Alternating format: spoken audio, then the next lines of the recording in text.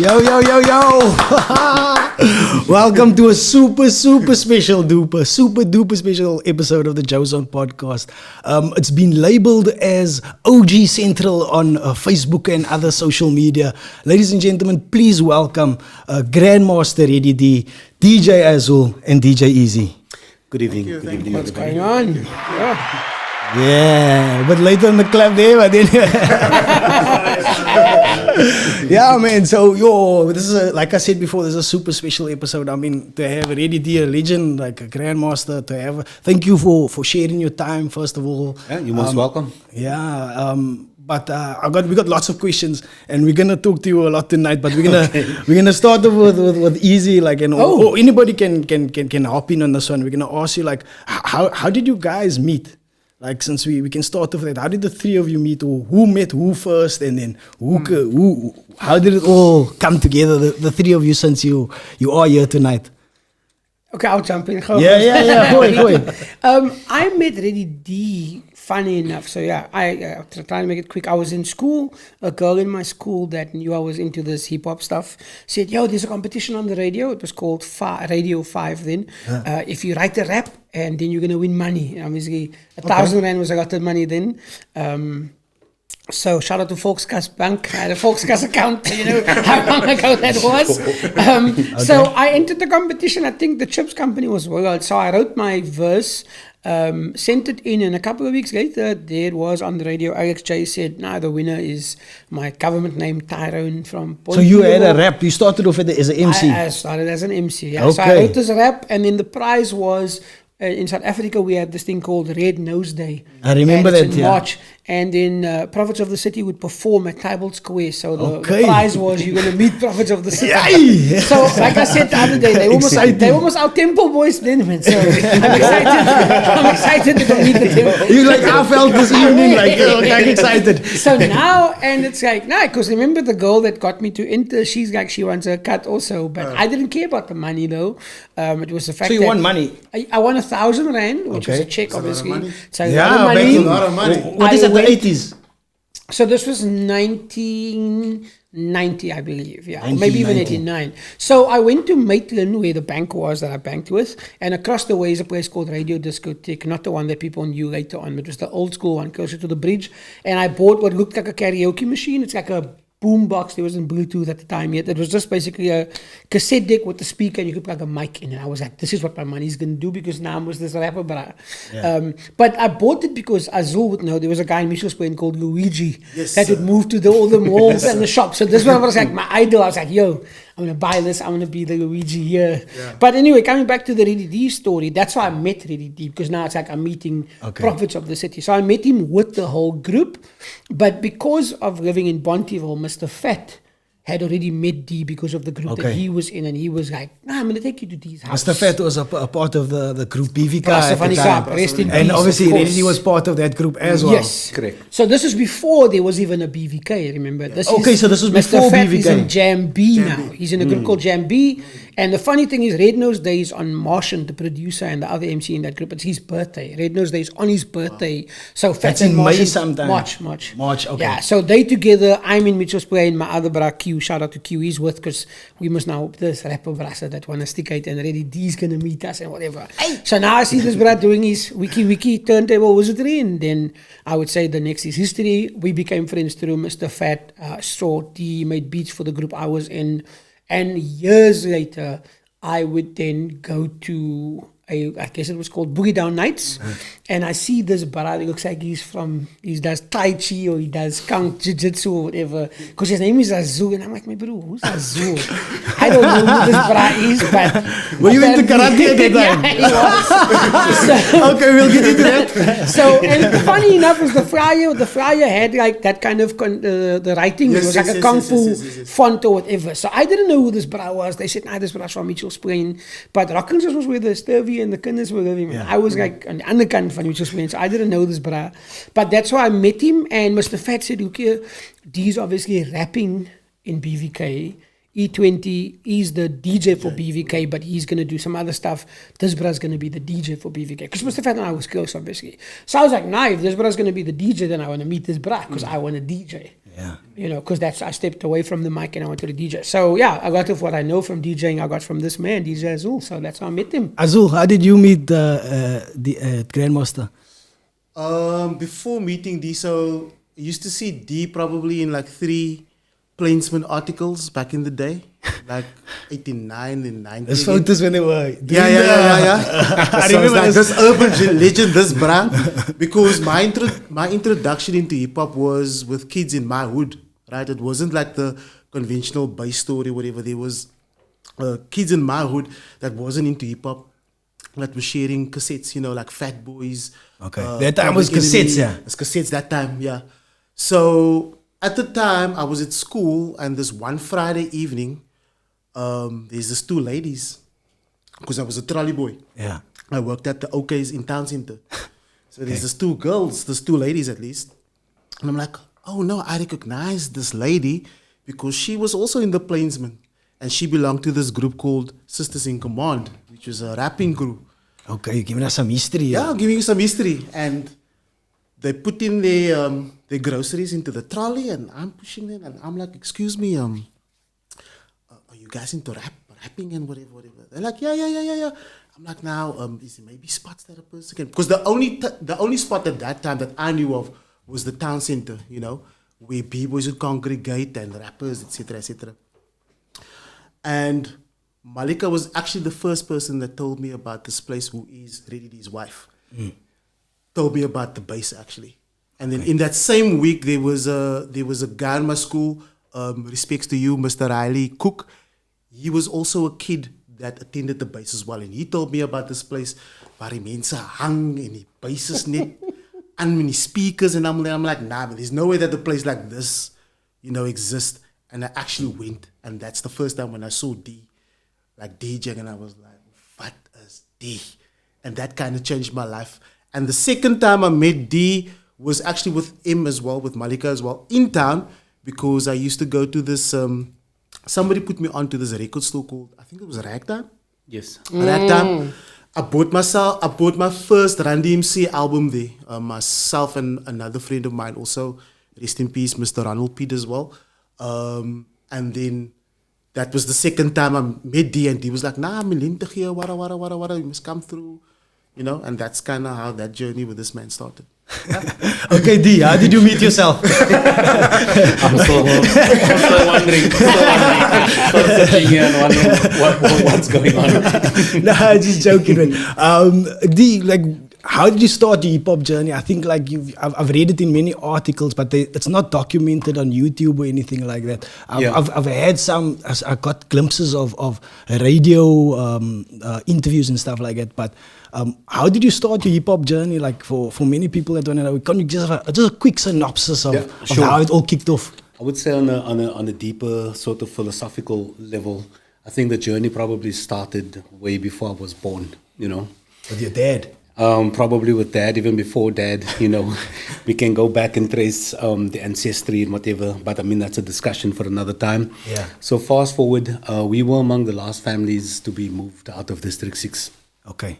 In late 80, let me just get back to you on that one, around about 1980, I think if my memory serves me correct, we were out of there. So you had your childhood was in District 6? In District 6, correct, yeah. So a few months before my father passed, a lot of my sister's friends used to come and hang out. And these were guys from Gympie Street. And this brass stick that one Saturday with red and white Impala. The Impala belonged to a guy called Baby, respects to Baby. So they were a group of young guys. They were the cool Owens coming out of District 6. They were very well connected in whatever the case may be. They traveled the world and all these things. So in 1980, that summer, they pulled up in District 6. I was very excited to see them because I knew, you know, this brass always comes with something that will surprise you. Were they on the ships or something like that? Correct. Working on the ships? Correct. That's it, yeah. So they open up the Impala's boot, they pull out this little portable deck with a whole batch of brand spanking new records in there, vinyls of course. Yeah. And in that batch was Rapper's Delight by the Sugar Hill Gang. So that was my introduction to hip-hop music. I didn't know what it was going to become though. the thing that drew me in was the fact that these guys were rhyming. Yeah.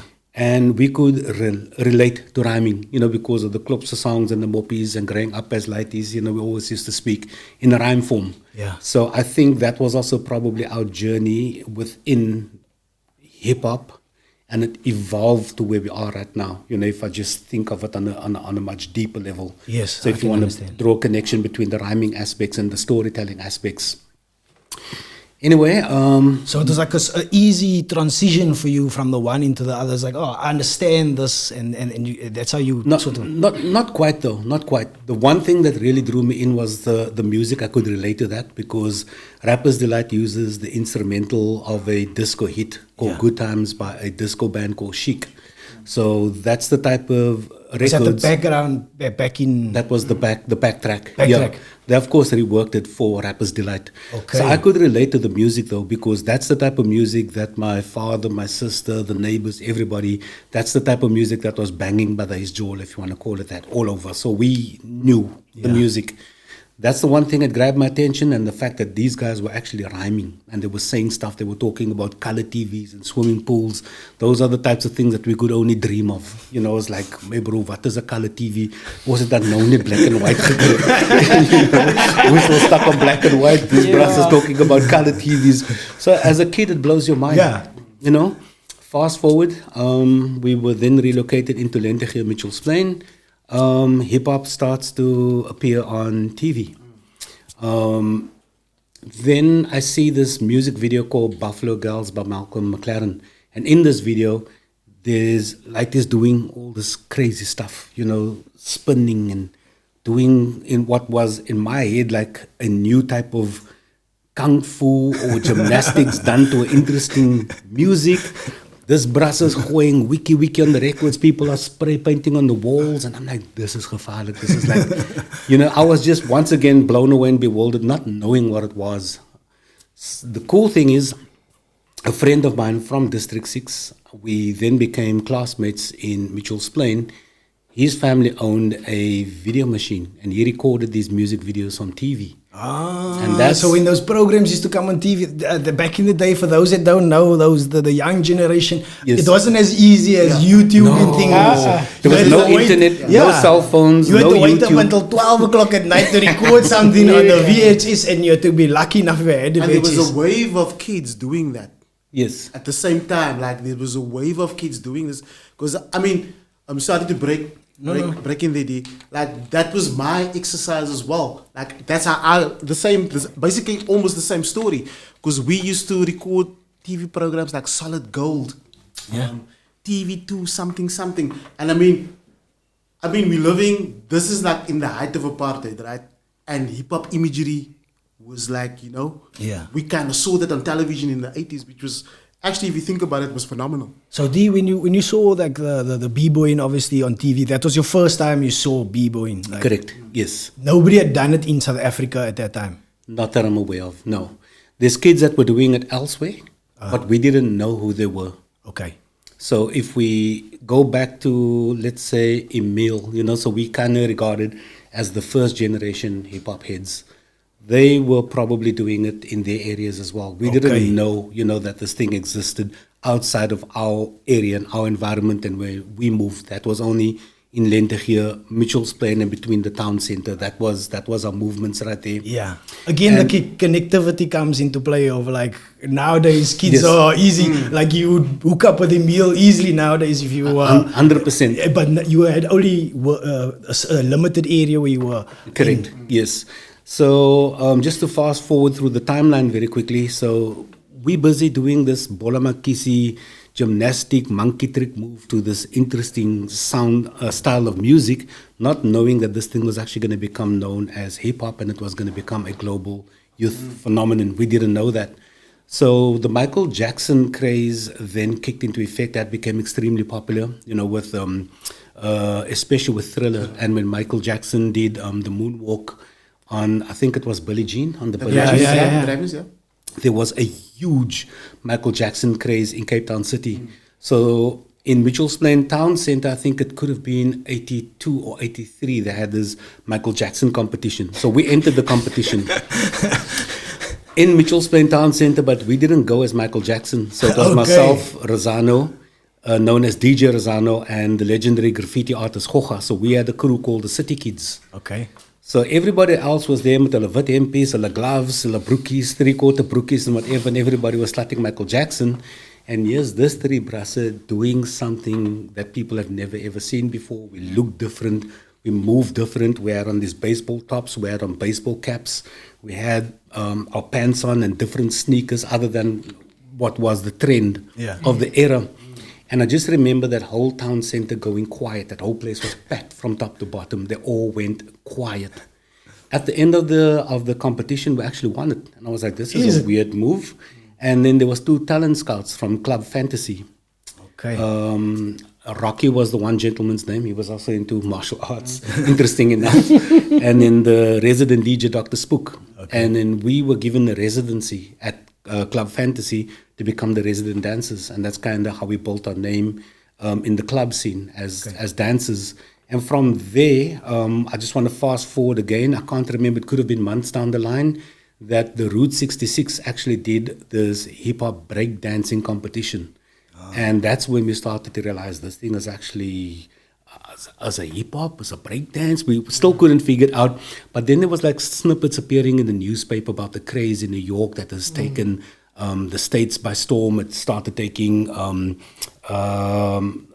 UK by storm, and it's slowly, having an impact in South Africa. So that was the first, if you want to call it, b-boy breakdancing competition. Yeah. And that's when our minds were blown once again, because then the likes of Emil, his crew, the Hot Rods were in there, Sean Kennedy, all these different break dancers and guys and ladies with all different styles of dancing all came into the space to compete in that competition. And that's kind of where, you put one and one together. This is actually hip-hop or hip-hop dancing.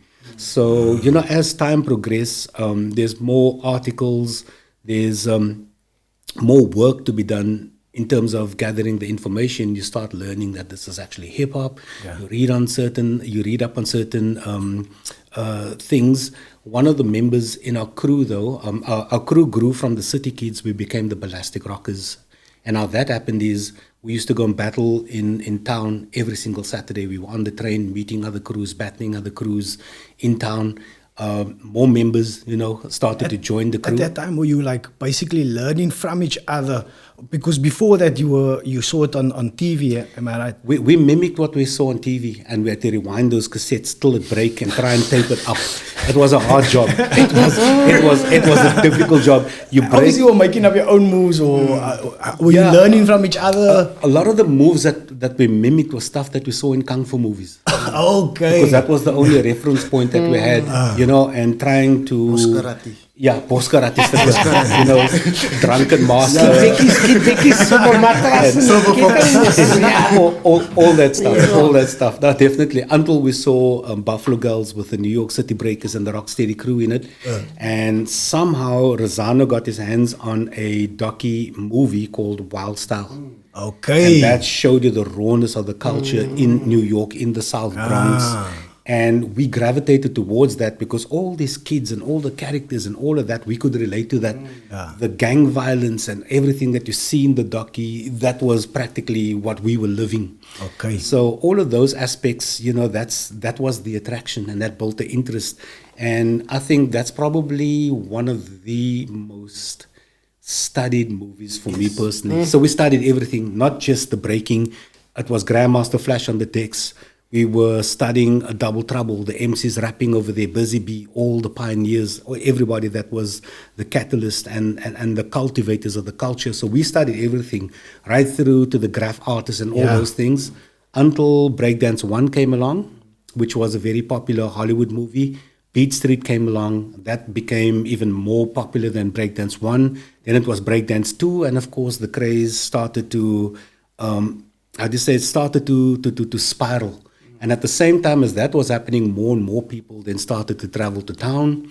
We then got ourselves into a club known as Teasers. Not the strip club. Yeah, I can see how joeZONE is like. I can just see the how something switch on these guys. Yeah. It was in Harrington Street. Though. But I'm going to try and get through the story as quickly as I possibly can, because I think this is very important so that people can actually understand, what the hub was for the culture. And so many groups and so many personalities actually came out of that space. So 2 friends from Lenteghier, they were in a relationship with friends of ours that were b-boys. And they told us, you need to come to this club after you dancing on the parade and battling and eating your Gatsby's and allemaal die dinge. You must come see this space. But I thought, this kinders is weirder than wearing black clothing with eyeliner on my oor and goeders. This kinders don't look like a creepy move. I don't know if I want to do that. But anyway, long story short, we come into Teasers though, not the strip club, ladies and gentlemen. If you're watching this, please. Anyway, so we get into the space. It's a dark space. It's dingy. There's brasse with spikes in the hair and spikes during knees and all of that stuff. Sorry to break you, D. What year is this? We're going back now to 1985. 85, okay, we're there. Yeah. Okay. 85. So we're going to 85. Sorry for... No, it's a good timeline. So 85, that for me was a culture shock, because I'm like, my bro, why is this colored ladies wearing this big black boots and wat soek die mense met spikes deel en niste in hulle ore and whatever. I was like, what's going on over here? And it was the first time that we actually interacted with white people or white kids without having the fear. Because previously when you interacted with a white person, it was either the inspector coming to check the TV license, or it's a cop chasing somebody down the street, or your father or somebody within the circle, the adults, it's always baas, nie baas, feeling subdued. Yeah. So I felt very uneasy about the move because, from that perspective, because you weren't, how do you say, you weren't sure about what's going on. Everything was like very strange and very different from what we were accustomed to. But just a side note, so our story is practically Africa Bambata's story as well. That's just a side note. We can get back to that in a second. But anyway, long story short, so the owner of the venue, it's a white gentleman, and it's also an Asian gentleman as well, a Chinese gentleman. So we ended up going to the club. They allowed us to do our b-boy sessions, our breakdance sessions, about 5 minutes, 10 minutes. The 10 minutes became 20 minutes. Rosano was then allowed to go into the DJ box and play the music while we were breaking. I then joined Rosano in the box as well. The 20 minutes grew to an hour. More kids from the Cape Flats started coming because they heard of this. We used to battle outside Teasers right there on what is it? I think it's Darling Street. Mm. And from there, we would then move into the club. And we used to have these different sessions, a session for the B-boys. Then we would have what was called the thrash bash sessions, where all the punk rockers would go in the circle, and then we'll play all this punk rock music. Headbang, what do you call it? They do that type of thing. They do that knock against each other. And I tell you, there was B-boys. Mosh. The mosh pit. Yeah. So the B-boys were in there with mangas and tekkies and vesis and whatever, and some of the brass would come out there bleeding because they were in that freaking thing, getting hit with the spikes and all of that. But it was I think it was so ahead of its time and out of context for what was supposed to be happening in our country at the time because of the political situation going on. Yeah. It's interesting as how you're looking at it. Like you're saying, like your previous interactions with white people is negative, and then now you're coming into this experience in this club, and now your experiences are positive. Correct. And that is how the country should be more positive, in a more positive light. So you at the club, you mosh pitting. What next? Yeah, so the 10 minutes, 20 minutes, 1 hour became 2 hours. Hip hop then became extremely popular in the space as well. So we used to split up the sessions as well.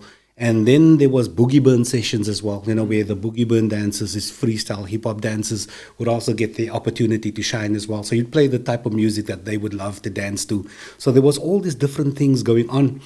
Long story short, 1986, I go to the UK. I spend a month in the UK. One of our B-boys, a white guy, ironically, He relocates to the UK, and after coming back from the UK, I come back with a whole lot of records. Like vinyl, I couldn't, over enough. I just couldn't carry the pieces that I brought back. So I brought back all this vinyl, all the tapes and everything else. And that also helped to grow, I would say, the music scene and the culture in a certain sense as well.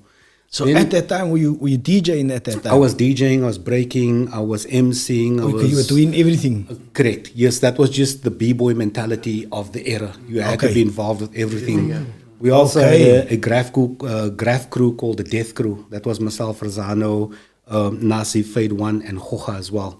So all our tags and all these things were running on Lenteghier station.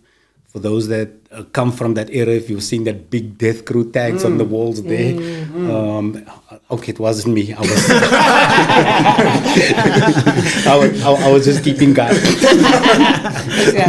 I was just keeping guard. I was Hoja's guard. Okay. But anyway, so I mean that was the vibe and that was the energy, and that was always on the street. We would walk from Lenteghier to Portlands with the cardboard boxes because you heard there was a crew that could break over there. So you want to go jam with them, you want to go battle them and whatever, and vice versa. Then it's down to the other side of Lenteghier, then you're in Woodlands, and then you're here, and then you're there, just up a train, just up a taxi, because you heard that even if there was one bra that could just do the moonwalk, that was good enough. That was the interest and that was the excitement. Because we got to remember, it was a very strange time in terms of what the country was into, what the community was into, and just in terms of what they were exposed to and comfortable with. So this was counterculture on all levels. Our parents thought we weren't like upstairs and we were possessed because they said in the Bible, die demon gaat vir julle possess en julle gaat op julle koppe dans. I remember that when Boom Shaka came out there.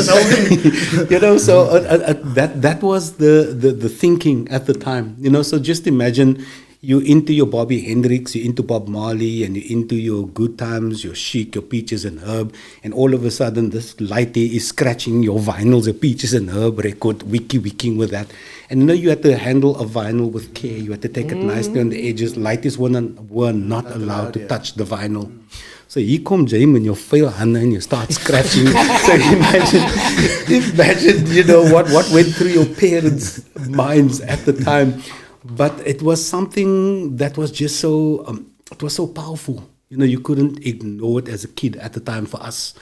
And for me personally, that was my journey, breaking away from what could potentially have led me to an early grave or to prison. Yeah. Because of the friends and the circles I used to operate in just before hip-hop came along. I see what you mean, yeah. And I mean, we'll talk about this. Yield the Hood as well. They still working using hip hop in the communities to steer the kids the right way. So Andrew, you covered a lot in the timeline up until 86 or 87 or something like that. You did a lot after that, but I want to talk about you were at the inauguration of Nelson Mandela. Am I right? Correct. What is that like? Because I mean, your music was banned, and then you had to beatbox or something. What happened? Tell us a story. Yeah, that's the POC story, though. POC story. Yeah. Hopefully, we can cover this in much depth, in time to come. So, just to give you a little bit of a backstory, we were busy working on our third album. That was around about early '94, and at the same time as doing that, we were practically on a national tour, and we toured across our borders as well, into Botswana with POC, with Prophets of the City. So on our second album, which is Boom Style, one of our first songs got banned on the album and censored by the SABC. Then one of our music videos from that same album also got gagged and banned for a certain amount of time, because we put a photo of P.W. Botha in the fridge and we told him to chill out. And remember, chill out, homeboy. There we go, Mad Fingers, remember that. So P.W. Botha was the president of the country at that time. It was dangerous to say stuff like that. At any time, while touring, we could have been assassinated. And remember that the Nationalist Party tried to hold on to the Western Cape for dear life because of the transition that was about to happen. So at that time, the country was burning. It was a bad time for South Africa. Everywhere you go, there's roadblocks, whether it is Rocklands, Bonteheuwel, you name it. Googs, Langa, Nyanga, all over Mitchell's Plain. The country was literally burning at the time. So we're touring. We have this opportunity to record our third album, The Age of Truth, in Maputo, Tswana. And that time, that area was known as being a puppet state, you know, because it was practically part of the previous apartheid government to elect a black person to run this little homeland and call it a country. And that didn't sit well, you know, with the activists. It didn't sit well with the country and all these different things, because that was all a part of the apartheid agenda. Anyway, long story short, we're busy recording the album. Interesting. One of the engineers hear music blasting through the speakers of the recording studio out into the passageway. So the 24-track recording station is outside of the studio. So our manager's busy backing up the Age of Truth album on DAT tapes and everything else. And are we allowed to swear on the channel? Yeah. But I mean, with all respect, ladies and gentlemen, it is documented and is there for everybody to hear. So in one of the songs, you hear this line come out, "Fuck Mangopi, even if we record here."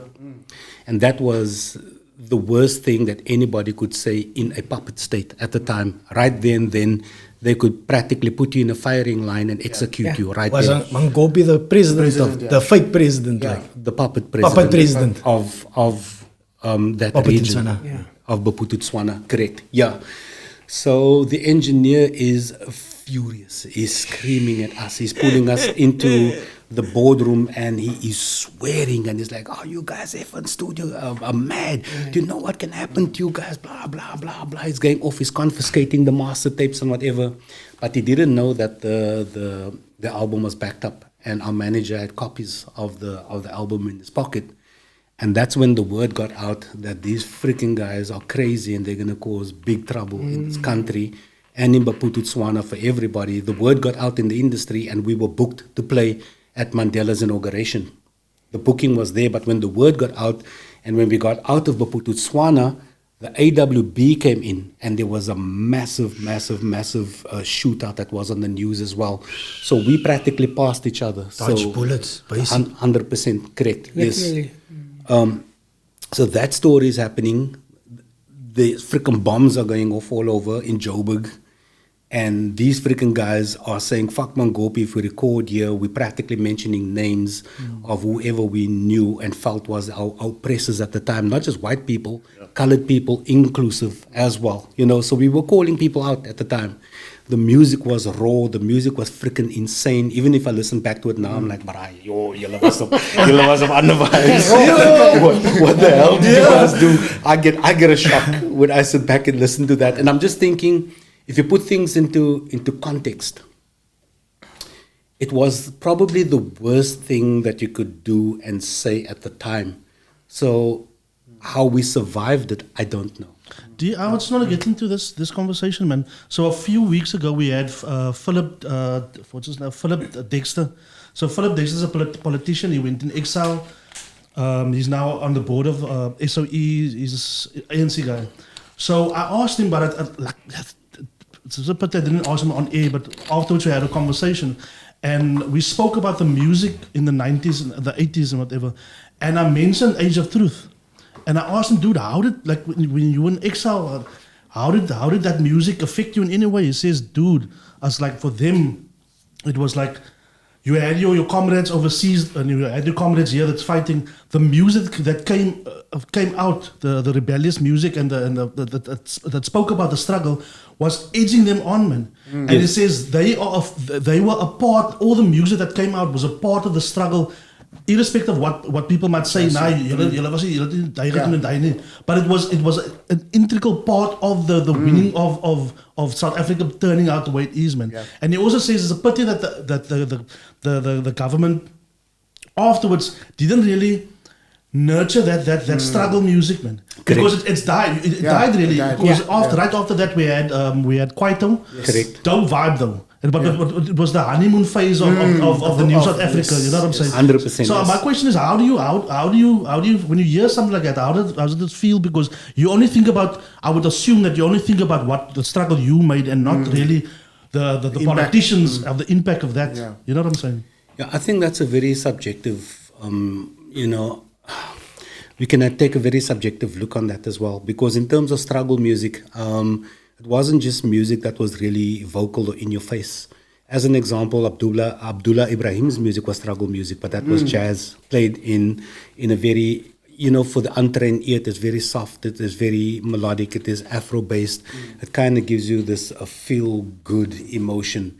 But interwoven, the artist's interpretation, the energy and what goes, you know, what is transmitted from his soul and into the music will drive another person that connects with that towards consciousness and taking the necessary steps that would then kind of lead to becoming proactive or activist within what is regarded as struggle as well. You know, so I think there's over enough struggle music that still exists though. You know, maybe some people wouldn't preach, but they'll use a different method to get the message across. And I think the age in which we are living right now, you have to be tactical about how you interact with people, especially with youth as well, you know, because they weren't influenced and they didn't grow up in the era or with what we grew up with as well. So we kind of have to use a different approach. It's almost like having to learn a new language, and you have to understand a new demeanor in terms of getting, I hate to say get a message across, but at least to connect and interact with people as well. You know, and the worst thing that you can try and do is try to bestow your will on the next person, because that could potentially turn them away from what you are trying to accomplish as well. So that's why I say you have to be very, very tactical. And yes, the music that doesn't really have any foundation, of course, it's going to override everything else. And that has been the formula since day one, since music went commercial and record labels came on board and they wanted to turn it into a commercial product though. So it's always going to be there. So it just depends on your commitment as the listener or the receiver.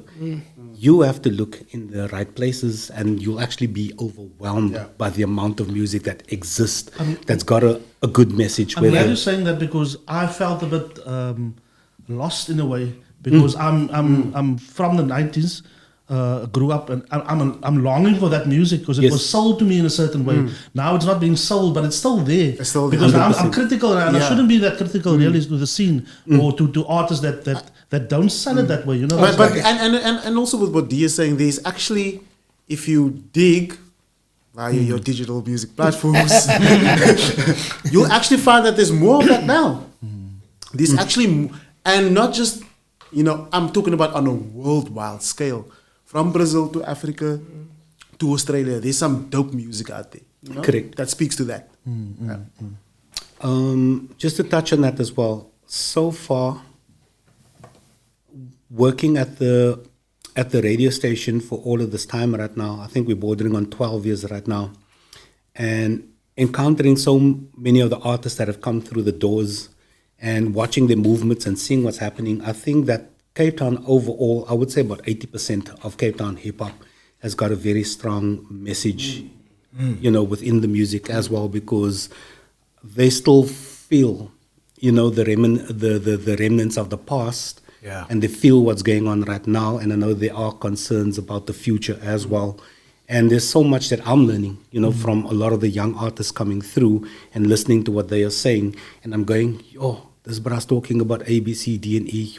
We said that in 1990, Dala Flat. This is like an updated version of Dala Flat, but the circumstances exactly the same. Nothing's changed. I think youngster gets it perfectly right. Yeah, there we go. We can merge the commercial side and that. And I mean on I saw previously a video of him at K-Day where he drops like conscious lyrics, but it's a commercial platform, you know what I'm saying? He does it. That's dope. Flipping great. But they were called the prophets, eh? Remember? They were called the prophets, and they said the struggle continues. Yeah. And if you think about it, like you said, it's the more things change, the more they stay the same. So again, when we didn't have the internet and iTunes and Spotify, but the music came out. We found it. You know, they didn't like just record and then they were in the Plainsman or in Huisgenoot or in, what is it, the Total Top 20, that show when they performed, you know.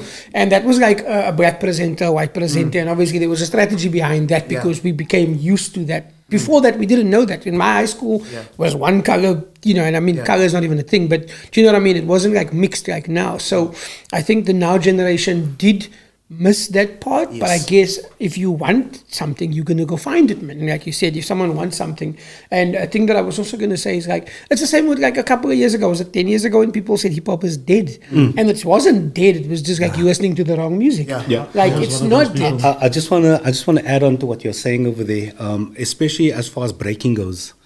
I'll never forget this. Wherever we were traveling, fact. people was like, this break dancing. Are you guys still doing that? Are you still doing that? And I'm like, but it hasn't gone anywhere. Maybe elsewhere in the country, or maybe in your hood, or wherever you are based, it doesn't exist. But where I come from, it's just growing. It's And it's hard to articulate that. And now, I would say, look at us now. Now we have BC1.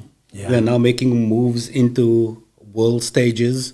Brands are still, dependent on the culture to at least give them some type of credibility or to give them presence. And now breaking, which is a part of hip hop culture, is now going to be getting a position at the Olympics. Yeah. Awesome. So, I mean, how crazy Love is it. that? So that kind of goes to what everybody's saying around the table about digging and finding what you're looking for. Just don't look at things at what you see on a surface level. Because it's very deceiving. It's extremely deceiving.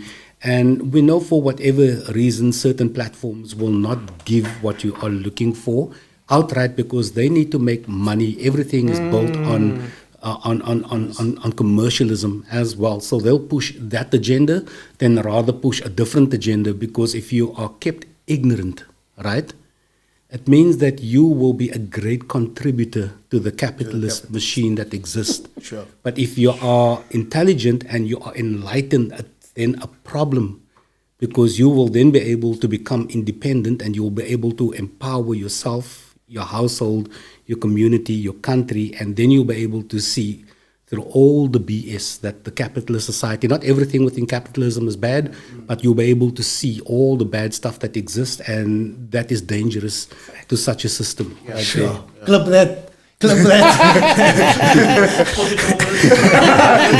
Yo, is it been out before?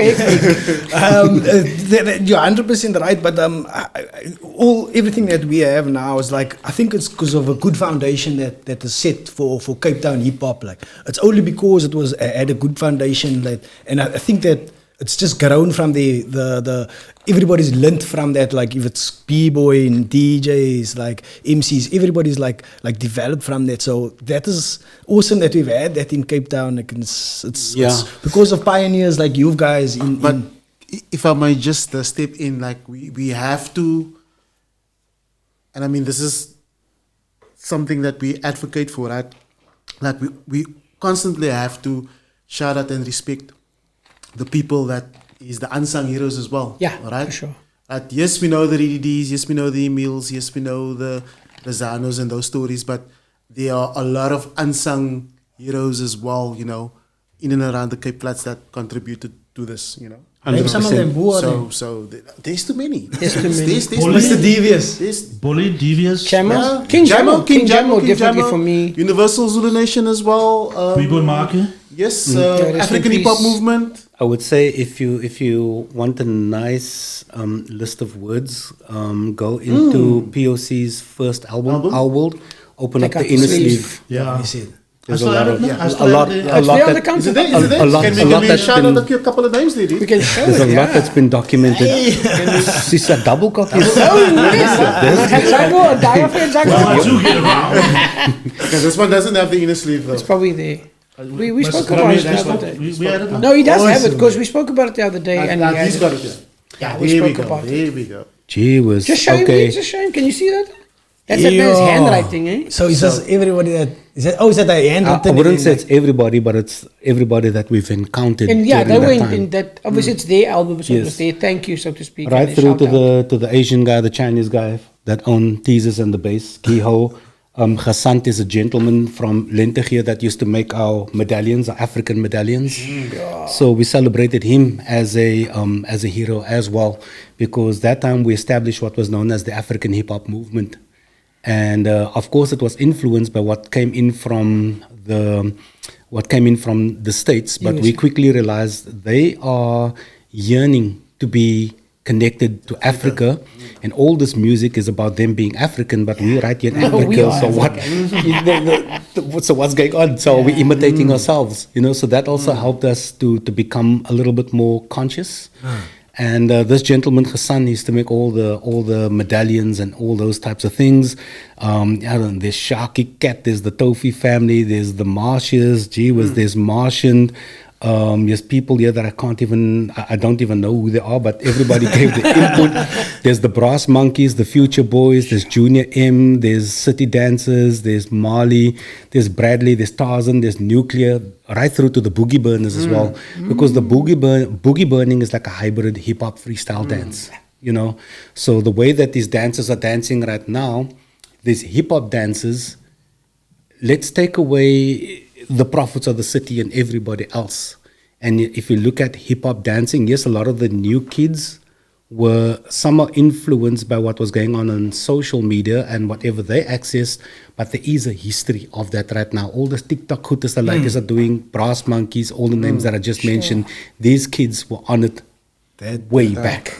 All the dance crews and all that things. And I mean, there's a shout out to the Zulu Nation as well, all the dance crews, the club DJs, DJ Fresh from Route 66, DJ Russell, Miss Soul, rest in peace, Salvin, DJ Superfly, DJ Cosmo, the name goes on fast, Eddie. There we go, DJ T. Everybody, DJ Aski, and the list goes on. Yo, awesome. So, you mentioned something earlier about documenting the POC story. Maybe a movie, like Straight Outta Compton, or is it a series, or is it a Netflix? Not a movie. Netflix, are you listening? We are brainstorming at the moment, but I can't say anything's written in stone though, because everything comes down to funding. It costs to Netflix, do these types of things. Absolutely. I mean, if there's anybody that's interested in telling the story, then by all means, because we have the ideas. It's just a case of bringing in the correct partners to take it further as well. I just wanted to get back to the foundations built and kind of executed by the good foundations that you mentioned. I think everything was built on intent. While building, we made a lot of mistakes. We were finding our feet. There was no manual. There was no guidebook. So everybody was feeling their way through this culture, not knowing. We heard things that was on vinyl, things that we got on cassettes and whatever. But it's different from being in New York. It's different from being in the Bronx. It's different from being in the UK, where it was practically flourishing, blossoming, where there was hundreds and hundreds of kids that was immersed in the culture, the pioneers, and everybody was there. So we had to feel our way. No, Lisa Sabichi, my bro, I used to move. Oh, then you get a little video cassette of a bra teaching you the 6-step. Now you have to unlearn all your karate moves and all these things. And you still have to make time for everything else. And you're still at school as well. Sure. And the country is burning on the other end. And we're going into the state of emergencies. I want to take you back to 86, before the POC story started to emerge as well. So I think, I think everything was built on intent. Yeah, I mean, and we fail forward, like sort of like whatever mistake you make, like you learn from those mistakes and you sort of get better, and like this generation has learned from the previous generation's mistakes, and they like just, I mean, there would be no youngster if there was no other 10 other rappers before me. You know what I mean? Setting that you have to have something before that to get to that quality that he is where he is now. Because I mean, he's like in Cape Town, you would say, he's the best rapper in Cape Town. Maybe other people, some people in I would say he's definitely the hardest working rapper. Because if you think about it, it's the way he gets the platform is because of the work he puts in. So he's consistent, and people can. I mean, I don't think it's just because of the accolades. Because when you say best, and I agree with you, it's like we can sit here all night and say, is chocolate milkshake better than strawberry milkshake? Everybody can have their own opinion. There are people in Cape Town who don't like youngster. That's another fact, and it's okay. That's the opinion. But who's done it to his? But that's what I'm saying. But that's what I'm saying. So you can't hate the person who doesn't like it. It's their preference or so. I'm third generation. Like I'm not. He's my senior. For me, I believe like I'm the same age as Nanta, I think. But for me, it's like even Azhul. Like for me, because they came before me, like you said, so it's like, I would say, because youngsters not here to say that to you, but he does acknowledge Prophets of the City, the Black Noise story. Yeah. When I met him, he was a little Wayne fan. But that was all that was being fed to that gen. For me, it is like if there wasn't a Ready D, there wouldn't be Eazy. Not because D mentored me. He's not like I didn't live in the same street of Eazy. He was doing it for years, but definitely seeing people that look like me do it. That's what made me believe it was possible. Yeah, because look here, I was a gospel rapper, if such a thing even existed. I wasn't this. Hip hop stuff was from the devil. Like, he was like the only reason I got sort of like into the circle, exactly. I got into the circle because in '93, in my final year of high school, these guys were rapping for democracy. That was the name of the tour. I had an older brother who was definitely sort of my, you know how you want to copy what your older brother is doing. He was, and again, he was detained because he had an illegal gathering. And you know what an illegal gathering was? He was standing on the corner saying bye to a girl. He was walking someone home with another friend. But there were 3 people. They were not white. They were in Pontyville at state of emergency. The police felt we had the right to lock you up because you are going to overthrow the government. The 3 of you in high school girls, you're discussing how to throw the government over. But he, worked in the record store, and that got me exposed to the music. Ready D is a DJ, and then he was doing his thing, controlling the turntables and making the crowd go crazy. I was like, I want that. I want to do that. But I'm saying, because they were doing rapping for democracy and my brother was so hectic in the struggle, I was like, look what these guys are doing. And my friend and I was like, why do they call themselves Prophets of the City? That's a coin name. We should be called that because we're rapping gospel and we're the prophets. We were like, forget this brother. Then fast forward, this brother from Prophets of the City is actually a cool brother. He's making beats for it at his mother's house in Enteghe, and the other brother's cool. He's teaching us about bars, and he's like super dope. And again, for me, TSA was the best rapper in Cape Town, hands down. I don't care who you are. I went to most of the competitions later at the base or whatever. I was like, this bra's next level. And when I later on listened to people from the West Coast, I'm like, this bra's sound like this bra. Casual from the West Coast, the hieroglyphics camp or whatever. But for me, again, it's like, even now, I forgot about it. But looking at it, I'm thinking, I don't remember being told, other than maybe from your parents or maybe from a Bible verse, giving honor where it's due, man, and giving credit. But even there, it shows you how they didn't even know what they were doing. Like, their album sleeve is literally shouting out people that whether they were in a band or in a group, and some of it, like for us, we sit here, we sit here and we go, okay, let's say shout out to the DJ, the rapper, the graffiti artist, the whatever. But we're like, Ferenc Isaacs doesn't make music or beats. He doesn't break dance. He doesn't DJ, but he documents stories. Some of the best profile pictures from some of our top B-boys, thank you to Ferenc Isaacs. But that's a culture he's a photographer. But again, a hip-hop, he's been in the hip-hop he probably culture doesn't want to label hip-hop photography. I just saw this week is the anniversary of the POC show at Jazz Festival. And his caption was, I've taken hundreds of photos of artists, but just being in the same room with these guys and all the energy and the history, it's an amazing experience for him. And for me, like I said, I feel like that's what we're trying to instill. It's to give honor where it's due. Because, we live in a generation where it's like, shine. Music is self-absorbed. It's like my name on lights and I'm on the flyer and whatever. And it's like, no, it's me. No, it's okay to say, no, it's Azhul.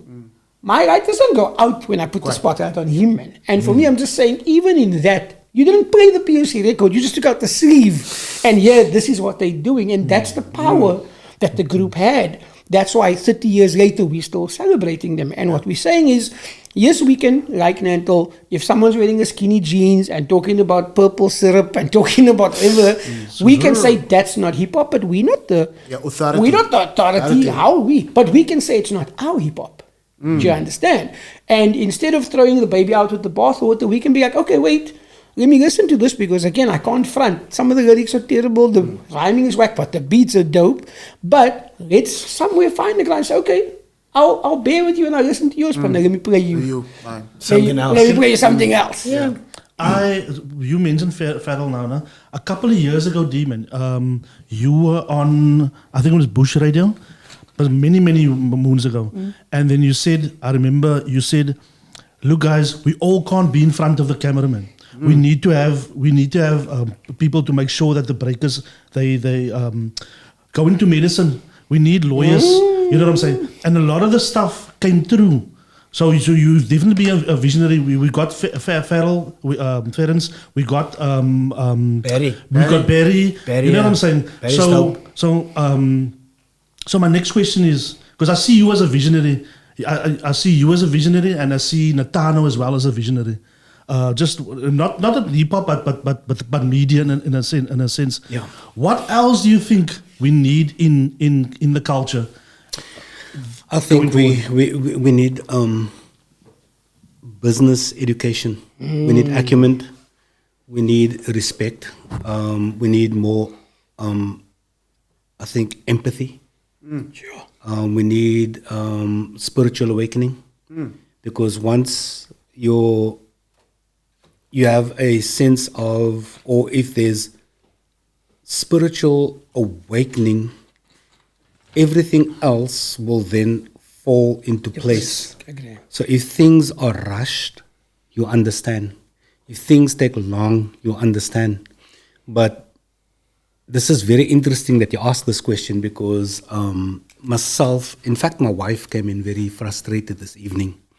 And she's like, why are we living? Because she just lost a father recently. So they're busy tying up the estate and all these things. But then she was like, but even if you die, you still have to pay 100 and I don't know how many thousand to people that's just sitting there and doing nothing. Sure. You know, to get the estate wrapped up in all these things. So even in your passing, you're still in debt. Sure. So that's why I say if we look at who we are, where we are, and what it is that we are dealing with and what it is that we are living in, we need to find solutions for that, and we need to find it quickly. And I think if we are parents, we need to encourage our young people. You know, don't hammer them, don't force them, don't don't crack the whip or whatever the case may be, but find a way to guide them to finding their path. You know, and don't put the pressure on them to go into something that they might just dislike, because it could backfire on everybody else. And that's not just a problem within the family dynamic. That could become a problem within the community and the country and the continent and the world dynamic as well. And this is why we're sitting with global warfare. This is why we're sitting with what we're dealing with. This is why we are sitting with people in power that are so self-centered and greedy, because the spirit isn't there. The spirit, there's a lack, and the loss of the spirit is there. That is why people can't see beyond what's going on. And I think that's needed. And if you're able to accomplish that, and if you're able to get the business model correct, I think that we will be flying. To latch on to that, coupled with what you're saying, D, I think, because I definitely agree with that, right? Coupled with getting that spirituality aspect right, coupled with getting that business acumen right, then there's going to be no need for anybody to say they need to save hip hop. Because for me personally, this whole thing that hip hop is dying, we need to save hip hop, you need to save yourself. 100% correct. Yeah. So we are in a very privileged position at the moment as South Africa and as the African continent as well, because at the moment there's all eyes on Africa. The world, the US, whatever that used to dominate the music industry, film industry, and all of these things, they have an appetite for something else, and Africa's got that flavor. And if you look at the continent and the amount of people, and if you look just at South Africa and what we have to offer, it is spectacular, it is mind-blowing, and it is untapped by the global market, if you want to call it that. But we don't have the business and we don't have the correct machine built to be able to deliver that, and also to cultivate the artists locally. Whether you're from Cape Town, Joburg, it actually doesn't really matter. There's a global appetite for what we have. So how do we nurture that, and how do we build it, and how do we get that, and how do we package that, and how do we make sure that whatever goes out will definitely benefit the creators thereof? And if it benefits the creators thereof, how are we going to ensure that those creators will then have the acumen, the principle, and the spirit to be able to make sure that the community also benefit from that? Because everything is give and take, give and take. We are inspired by one another, by what we say, by what we do, how you walk, how you talk, how you eat, how you rap, how you sing, how you drive your car, whatever the case may be. That's why we have clubs, we have cliques, and all these different types of things. So I think if we're able to come up with that solution, then we are flying. Because even Chuck D knows that, and he said the future of hip hop is Africa. On a practical level, Nanto, what we need is a hip hopper who works at Sanlam to then say, let me start a medical aid, because the reality is, if a b-boy who earns money as a b-boy gets injured, he can't earn money. Correct. But because there's no business acumen, there's no support and mentorship, and the sad thing is, the same b-boys or rappers or DJs or people who want to save hip-hop and complain about not knowing how to do something, when the Hilderhood guys, or even us, when we host the workshops, they don't show up, the guys who need it. But yet, when something unfortunate happens, whether you get injured in an accident or something happens, then you can't earn money. But now there's no other skill. There's no web design skill. There's no design. It's something else. And for me, and you know that language as a designer. So for me, it's just like COVID was a bad thing, but it also taught a lot of us, to kind of think. What happens when there's no clubs, when there's no park jams, when there's no whatever. Some of the DJs and everybody and their mommy was streaming live and DJing from their rooms, which is not a problem. But there must be more, man. But with saying that, don't you then also think that we need to, as hip hoppers, right? Like another problem that I have, we need to, or a practitioner of the culture. Yes. You need to step out of this persona that you are Mr. X, the rapper. Yes, exactly. You see? Or Mr. X, the b-boy. You are not operating in this world as a human being. Because essentially, this is the missing link. You know what I'm saying? Like people, yes, it's good to have the passion and to, to immerse yourself in the art form per se.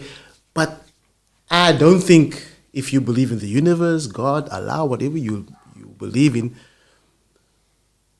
that we are one-dimensional human beings. But that's why I agree with D, where he says spiritual. Whether you say you want to be spiritual, or there's a spiritual awakening, or you yearning spirituality. It's like that thing, man. It's like when I see myself, then I'm going to treat you differently.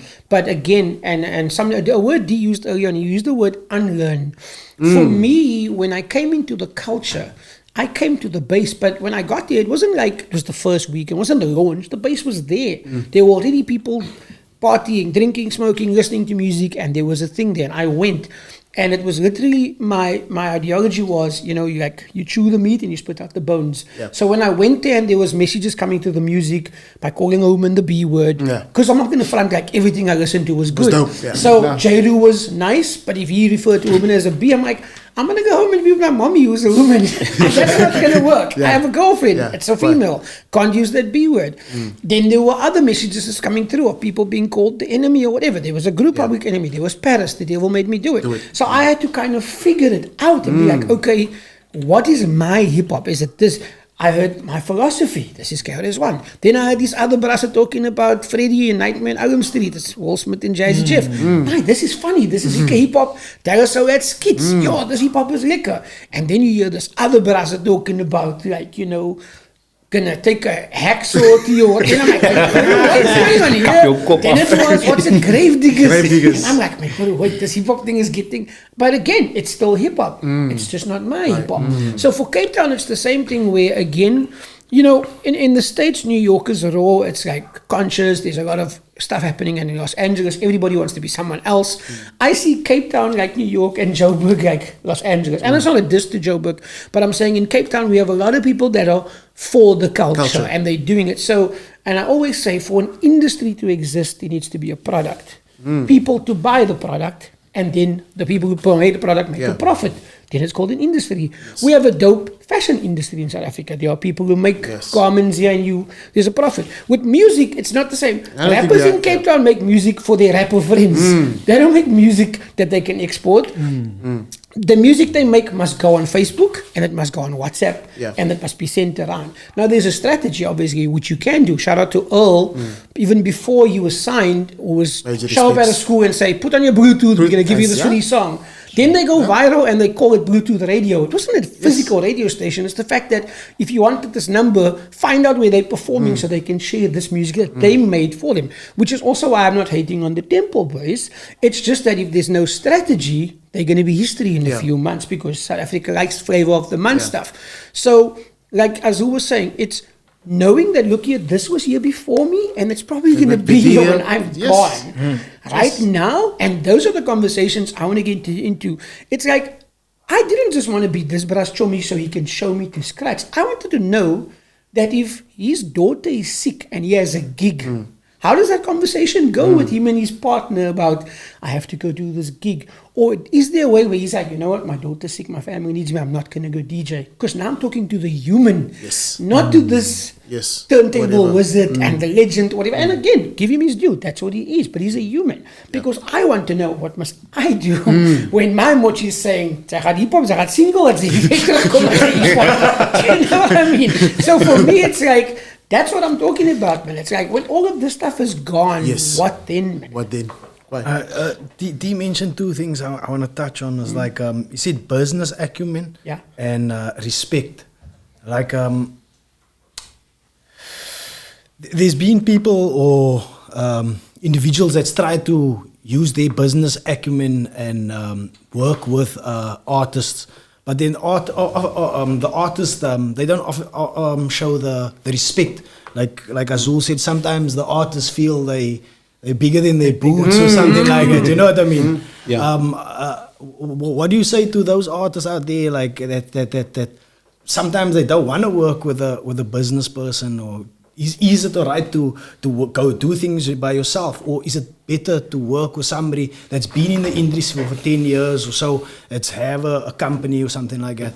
Not everybody that's been in the industry for 10 years and over is qualified to Here we make go. sure Rich. that your well-being is being, and your interest is being represented and taken care of.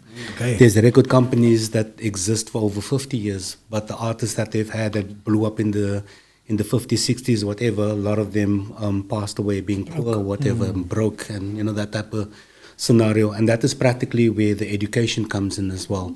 So if you come into this perceived music scene or industry, I would say the first thing you need to do is be honest with yourself and ask yourself, what is it that you want to accomplish? And how do you wish to be seen and remembered? I think that's very, very And important. that Yes. and with saying that, That's a good question. and with what you're saying, there's no problem if you want to be like a gazillionaire. There's nothing wrong with that. If that is your intent, that's cool. But if your intent is, I'm just doing this for the art form, whatever, that is going to require a different path as well. So like Dia's saying, you need to be honest with yourself from the get-go. Distinguish A what lot you're of in it people for. fall in love with the art form. Yeah. And then they mistake it, man, because it's like that's what you fell in love with. You fell in love with when you came to the park jam and how that sounds. But now in the corporate space, they don't want that sound. Do you know what I mean? Like you making numbers in your wherever you are, and now someone says, but they don't play it on the radio. You can't hate the radio. Like it doesn't work. It doesn't fit there. That's not their format. But that doesn't mean you must stop. It's just you're going to have to be happy to be there where you are to make that kind of music and have that group of people subscribe to that. But if you want to fit into this box, if you obviously listen to the radio and go, okay, this is their sound, there's a formula. You know what I mean? And then you go, okay, cool, so I must do this. And like you said, there are people that don't want to do it. It's okay, but then they can't moan if no one comes to the show that they're having somewhere in a backpack area or whatever. It's a case of like, it's just there's rules to the game, literally. Yeah. There's rules to the game, and like Dee is saying, it doesn't matter. I don't think it's a fact of someone's doing it for 50 years or 5 years. It's your intent. There are people who are affiliated. There are people who haven't done it.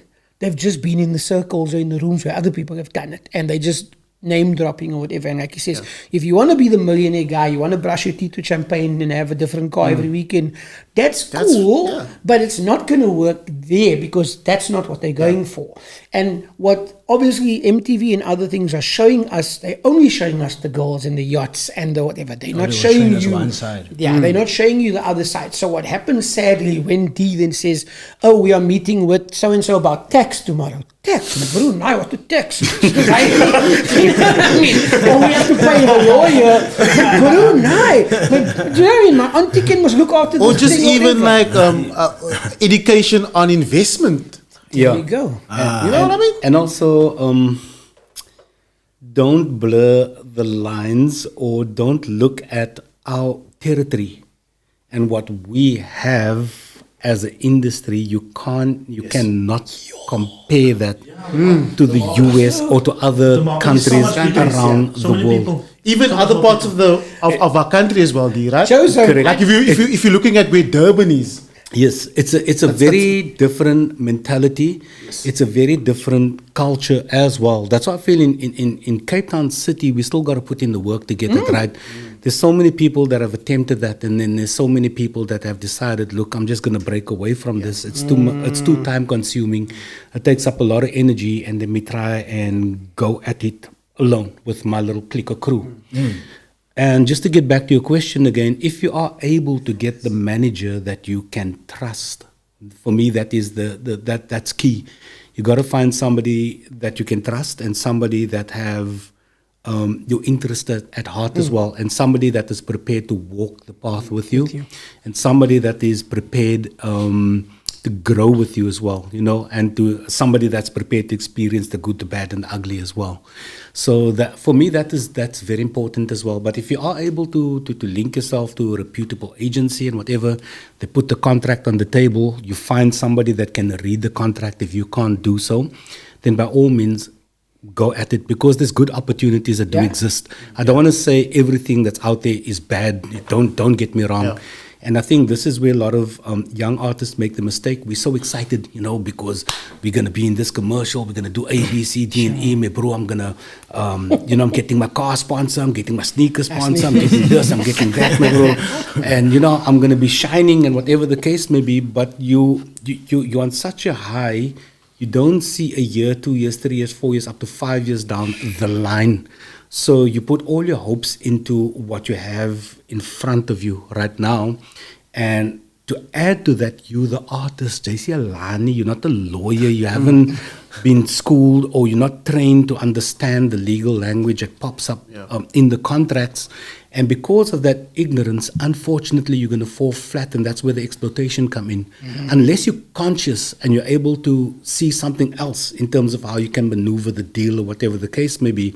But that's where your manager and that's where your legal representation, can come in and hopefully negotiate a better deal, or maybe advise and say, guy or lady, this is not for us, this is not for you, this is actually not going to work out because of clause A, B, C, D, and E. And if this company is not prepared to remove the clause or whatever the case may be, then I think that we should call it quits, because now you can get that million. No. But what that means is you get the million, but they will then be able to make $1 billion of you. So you essentially walking away with pocket chains. There's a oudjes binne in your graf and the people still making money of you. And instead of your next of kin benefiting of all of that type of stuff because you didn't understand the contracts, this is where we're constantly running into brick walls all the time, because the business acumen and the education and all that thing, the spirit equals the trust and the people that we work with. So if we all enlighten, I got if your kop aan city, you're not going to put me a kop on or whatever the case may be. We fully aware and conscious of what we are walking into. You see, so this is where we connect those dots. But also, sorry. Can you go first? I'm going to be brief. But also, guys, like we've got this thing, man. Stop using Facebook for negative stuff. You can literally, everything that Dee's been talking about, everything that Eazy has been talking about, you can literally go onto YouTube and find this information. For us coming up in the 90s, 80s, 2000s, we didn't have it. Publishing stuff and all of the stuff, royalties, we did not understand the stuff because we literally had to go to libraries and go buy books. I remember Alan Parsman's thick red book explaining how the music business works. You literally can go onto YouTube and school yourself on all of these things? Because I was going to say also, I feel like if someone is young and they're watching or they're going to share someone, it's not that everybody needs a manager. Like you have people that come to the station and they say, this is my manager. And I'm like, okay, but what do they manage? Because you need a manager because your schedule is so hectic and, you know, one phone isn't enough. So you got two phones because it's so busy. But the people who are having managers have one because they want to say I have a manager. But they're not. Now there's two broke people. You broke and the manager's broke. As opposed to you being good at this thing. So if you're working, don't quit your job to do music. Only when the music overtakes your job and makes you that money. Like for me, if you're going to quit your job, you must have 6 months salary in the bank. Because again, if you're falling in love with the art form, it's not going to give you a return on investment now unless you have the social media following. You know, and then again, if you're going to have social media following, if you have time for Facebook, you have time to watch a YouTube video, you have time to register a business, you have time to register with Samara, you have time to... I know of a person who lives in Summer Greens who literally he was going to have his child kicked out of school because of school fees not being paid and then got a Samara check. But because the song is playing on the radio and he did everything by the book, that check was enough to cover the school. And it's not a school that's 200 rand a month or a year. It was a dope school. And for me, stuff like that is like, okay, there are people who are doing it right. So for me, if you want it, it's there. You know, the opportunities like Azhul was saying, we didn't have the internet back then. We didn't have people giving away the advice. I mean, there are people using TikTok platforms to share music industry, if you want to call it secrets or tips or whatever. There's Twitter, there's Facebook, and there's also KRS-One. It says the library is free. There's no library in the world that charges people to come in. No library. Do you know what I mean? I got a question. You mentioned spiritual awakening, right? Does that have to be religious, or can you achieve a spiritual awakening without religion? I don't think you need to be affiliated to any religion. This is just my personal take. Probably there's people that will be watching and listening to what I'm saying going, brah, but Jason Islam se brah, how could you say something like that? You know? So when I say spiritual awakening, it is that force, it is that energy, and that's that light within you as a human being that will encourage you and also mobilize you to act within the spirit of humanity, you know, with the basics that will pop out of that respect. And when I say respect as well, we will be able to be comfortable with one another. We might not agree. We might be walking life on different paths, but at least there's a level of respect. If I see you succeed, I won't let my ego overtake because my spirit is keeping that ego in check. You know, and the ego is very important. It needs to be there as well. So the ego and the spirit will constantly be at war with each other as well. You know, and unfortunately, because the spirit is trying to find a way to get you to shine as a human being, the ego is having a party with you at the moment. So we end up in predicaments and in situations that could potentially get us in trouble or keep us going around in circles. So you're saying they like sort of fight each other, the ego and oh yeah, constantly. Oh yeah. Absolutely. Yourself is not yourself. Constantly. Yourself is not going to do that. Yourself is the one that's boastful and the one that's saying it's about me, not your spirit. Your spirit is not doing that. Yeah. And I don't want to make it sound like it's romantic or anything. Getting onto the spiritual path, and don't get me wrong, I'm not there. I'm not there. I want to talk about it as well. It is a hard journey. It's a difficult journey. You get tested. Everything about you, your manhood, your womanhood, your state of being, your soul, alles gets tested. And you do end up in situations where you are so confused as well, you know. And this is the reason why a lot of people that walks the spiritual path, they have guides that can help them make sense of it. Yep. So whatever religion it is that is your guide. You have an experienced guide. To help you, that can guide you. It's not an easy journey. I understand 100% what you're saying. and the reason why I'm saying this is because of growing up in District 6, taking politics out of the equation right now. I've seen so much death, pain, and sorrow within my immediate circles from the household to the community to friends and family. So deep down, I couldn't probably understand or articulate what that meant for me, but I knew I didn't want to be a part of it. But there was something that just dragged me along with the brasse. Van die dingerik. Moes getek met die brasse. You're going to do A, B, C, D, and E. You know, until hip-hop came along, and then that was another confusing space to be in as well, because that was like completely against what I grew up knowing as well. So through the music and the culture and all the different levels and the phases and the steps in which the culture go through time, we will all gravitate towards a personality, towards a beat, a rhythm, an energy, a waveform, or towards being projected. So some of us might not want to hear about things like this.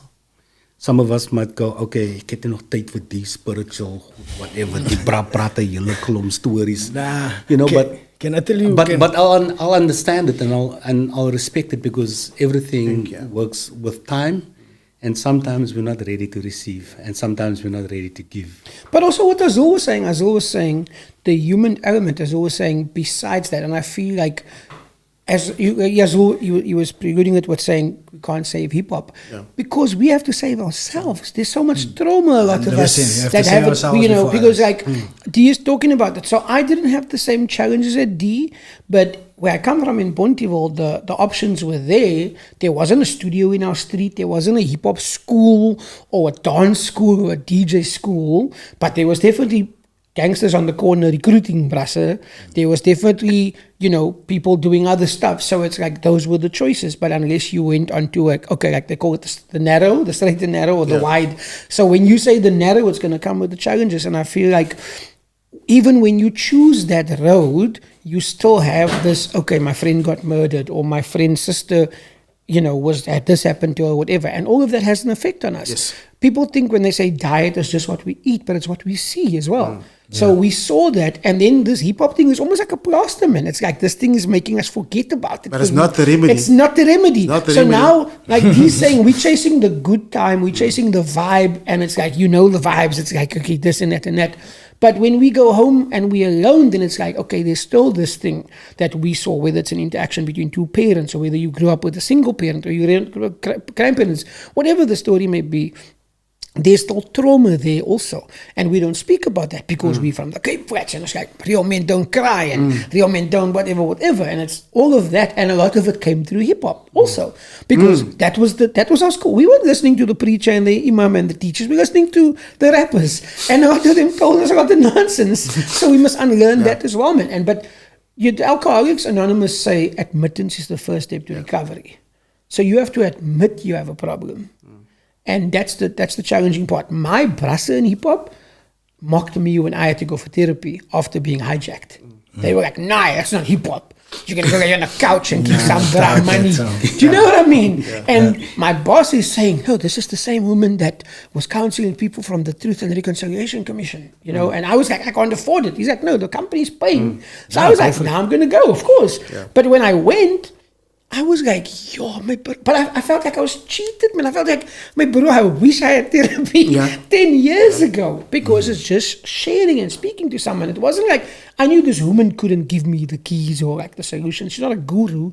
It's just, she's obviously trained to speak to people. And I'm saying, when we get to a place where we acknowledge that, and after that experience and just being open to the idea, it's helped me to just talk to people. And I can look at another man and say, yo, that is dope when you're doing. I have no problem complimenting another man. I have no problem calling him out and saying, my bro, that's not how you speak to a woman.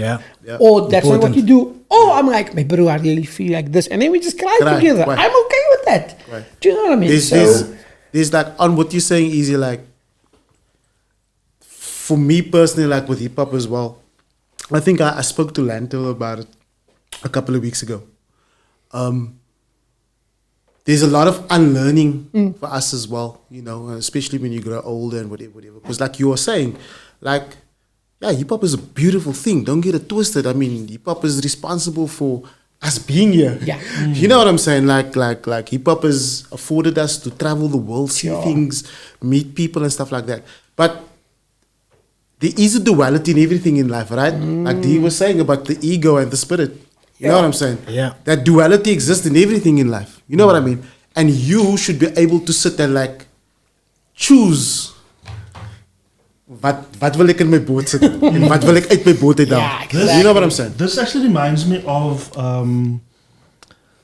the Black consciousness movement that in the 90s. This is a question for everybody of you guys. How did you, because at first, let me tell you about the incident. I watched the movie late 90s, I think, or late 90s, yeah. It was, they were discriminating against white people, man. And my sister was like, no, but this is racist. And I'm like, how can it be racist? No, black people are being looked down. But it's the reverse.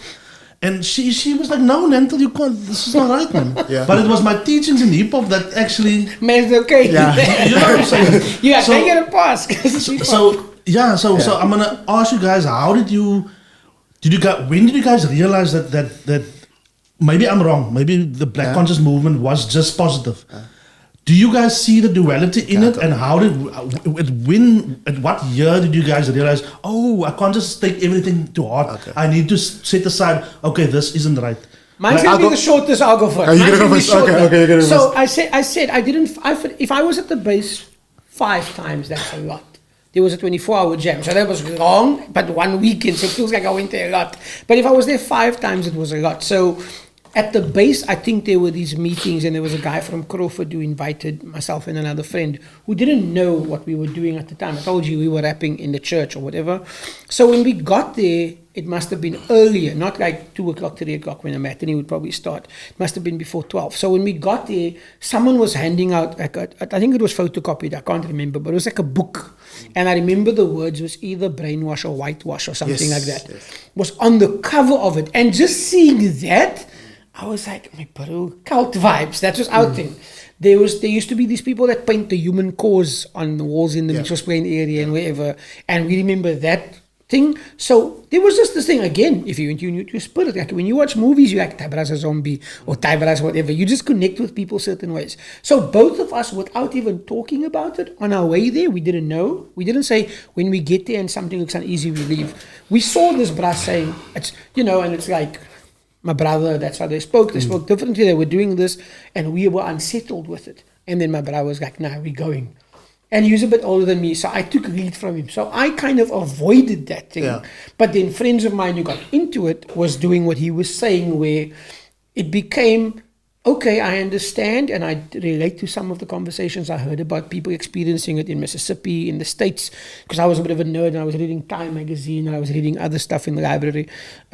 When it came to here, the only thing I knew about was like, there's a yogurt truck coming, we're going to go and throw it and get free yogurt, or the milk truck because we're in the struggle. That's our struggle, because we like these older people, that was a different reason for doing it, right?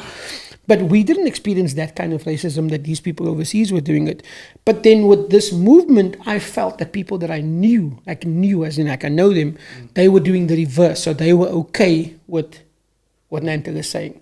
So it was doing the exact thing that was done to them. It was almost like, okay. And we struggled with that. Because remember, our foundation was in the church. We came from church. We go to the base. The church frowns upon it. But we literally go there because our chummies go there. We like the music. And we're going to try and be the light in the darkness, whatever vibes. And we rappers. So we're rapping for Jesus. That's how we coined, the term. So that was my thing. So I avoided that, and it was actually a good decision for me, I feel.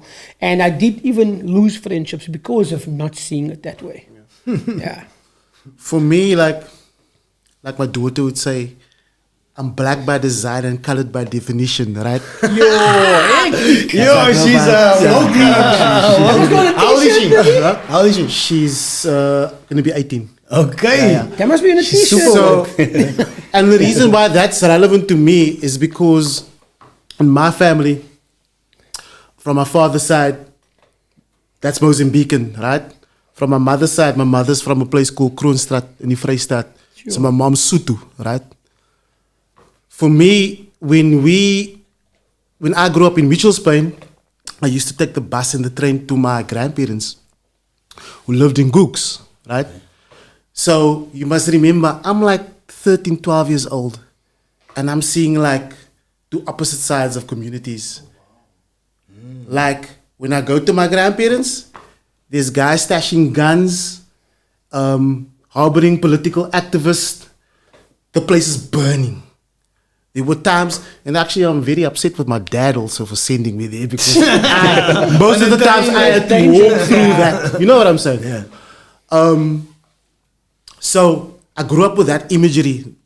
Then there was this whole thing, growing up as an adult, so-called colored people thinking that they're better than black people. And I couldn't understand that because in my family, we all dark. Everybody's equal. You know what I'm saying? So now I'm wrestling with that whole thing, Then I'm wrestling with the fact that actually this word colored is actually like, it's something, that was created by the apartheid government to separate communities even more.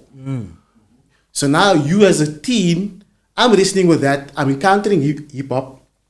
I'm getting these black consciousness messages, poor righteous teachers, PDP, Public Enemy, etc., that's talking about being proud to be black. Black and proud, yeah. You know what I'm saying? And like in my black family, black side of the family, that is something that they're all proud to be that. You know what I'm saying? So for me, I gravitated towards that. So even before hip hop, my vibe was always, I don't want to be a so-called colored. Because I identify with being black. But I think it can become cultish, as you said. Because for me, yes, I do identify with that. But in its essence, I'm a human being. You know what I'm saying? Like in my purest, if we go back to that old spirit conversation, in my essence, outside of this shell, I'm a human being. Imagine a spirit being. The image. With no color. Just the frequency. You know what I'm saying? So I think it's very difficult if we, as human beings, for human beings to operate in this material world, because in this material world, everything is in compartments. You need to be a race, you need to be a social class, you need to be American or African or Australian, whatever.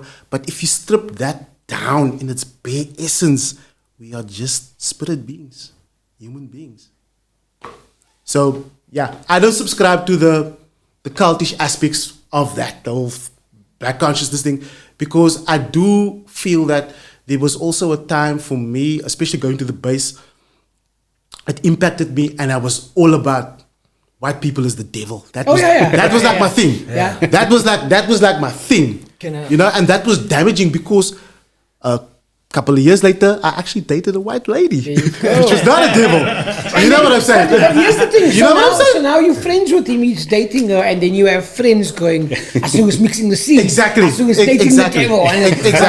But then it's like... Exactly. But then it's like you go to Ops and every second Rasta Bra is dating a girl from Sweden or Denmark exchange student. You're like, bro, you guys did taught us this black consciousness stuff, man. So Azhul, I want to ask you a question. Yeah. Do you feel that same thing applies to the Black Lives Movement?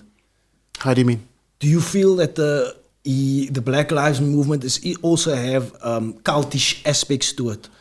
I think with everything, man, there's duality in everything. the actual one in America you're talking about. The Black Lives Movement that happened now. I think there's duality in everything when, because now George Floyd got murdered. I was like advocating that vibe because of George Floyd, right? Yeah. But now you're also finding out within the Black Lives Matter movement, there's people stealing money and stuff. Yeah. Now you're like, That's what I want to do. so That's what I asked what you the hell? about Now? it, You know what I'm saying? Shout out So to I think, so I think with these type of things, for me now, growing older, it's like I want to die empty. And when I say I want to die empty, I don't want to die with ek behoort aan rooi huis en geel huis en die huis en die huis. You get what I'm saying?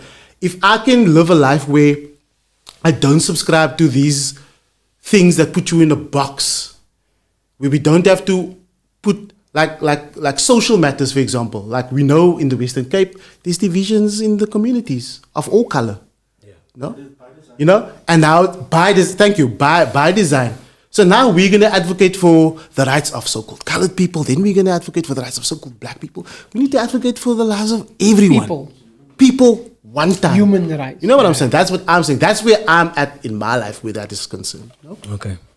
D? D. Now I'm cool. What Carol's one said? He's something else. Human. You know what? Carol's one said. The most consciously black guy said that you yourself, Before you were color, first you're human. Teaching humanity is what we're doing. Here we go. Yeah, human education against guys. Yeah, I remember that. It's interesting. Like you brought up the duality in the Black Lives Movement. Yeah, there was people. It was a good cause for George Floyd and stuff like that. But then the other part of it, like then you have people stealing, like, and it's like in I guess it's in the world it's like that, and even within our country. But within our country, you get like political parties, and I believe there is good people in political parties. Definitely. Everything. But there's a big chunk of them just stealing. I think it's more difficult even now, with social media, for third forces to infiltrate these organizations, even if it's a good organization like we're talking about the Black Lives Matter movement. Now you have, CIA operatives being put in the organization. You know what I'm saying? So it's kind of, and that's why also like for me, like nowadays, like when we do stuff, like, like the GCAP stuff and that stuff that we do, like, just do it. You don't have to announce stuff and just do your thing. And the smaller your circle, I think, the better for you nowadays to operate in that type of way. Because a flower doesn't say, "Hey, I'm blooming in the 23rd of October." It just does.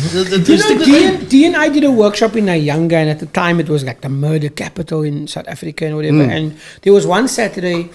He wanted to do a video before we started, because the participants were late. I don't want to say kids, they were 18 and over. So I was recording D with his phone. He was doing like a video to tell people where we're at and what we're doing. But we were outside, and I saw these two cars, and they had political branding on it. And I was like, yo, D, are these guys busy here also? Because it was on the property, but not in the venue we were at.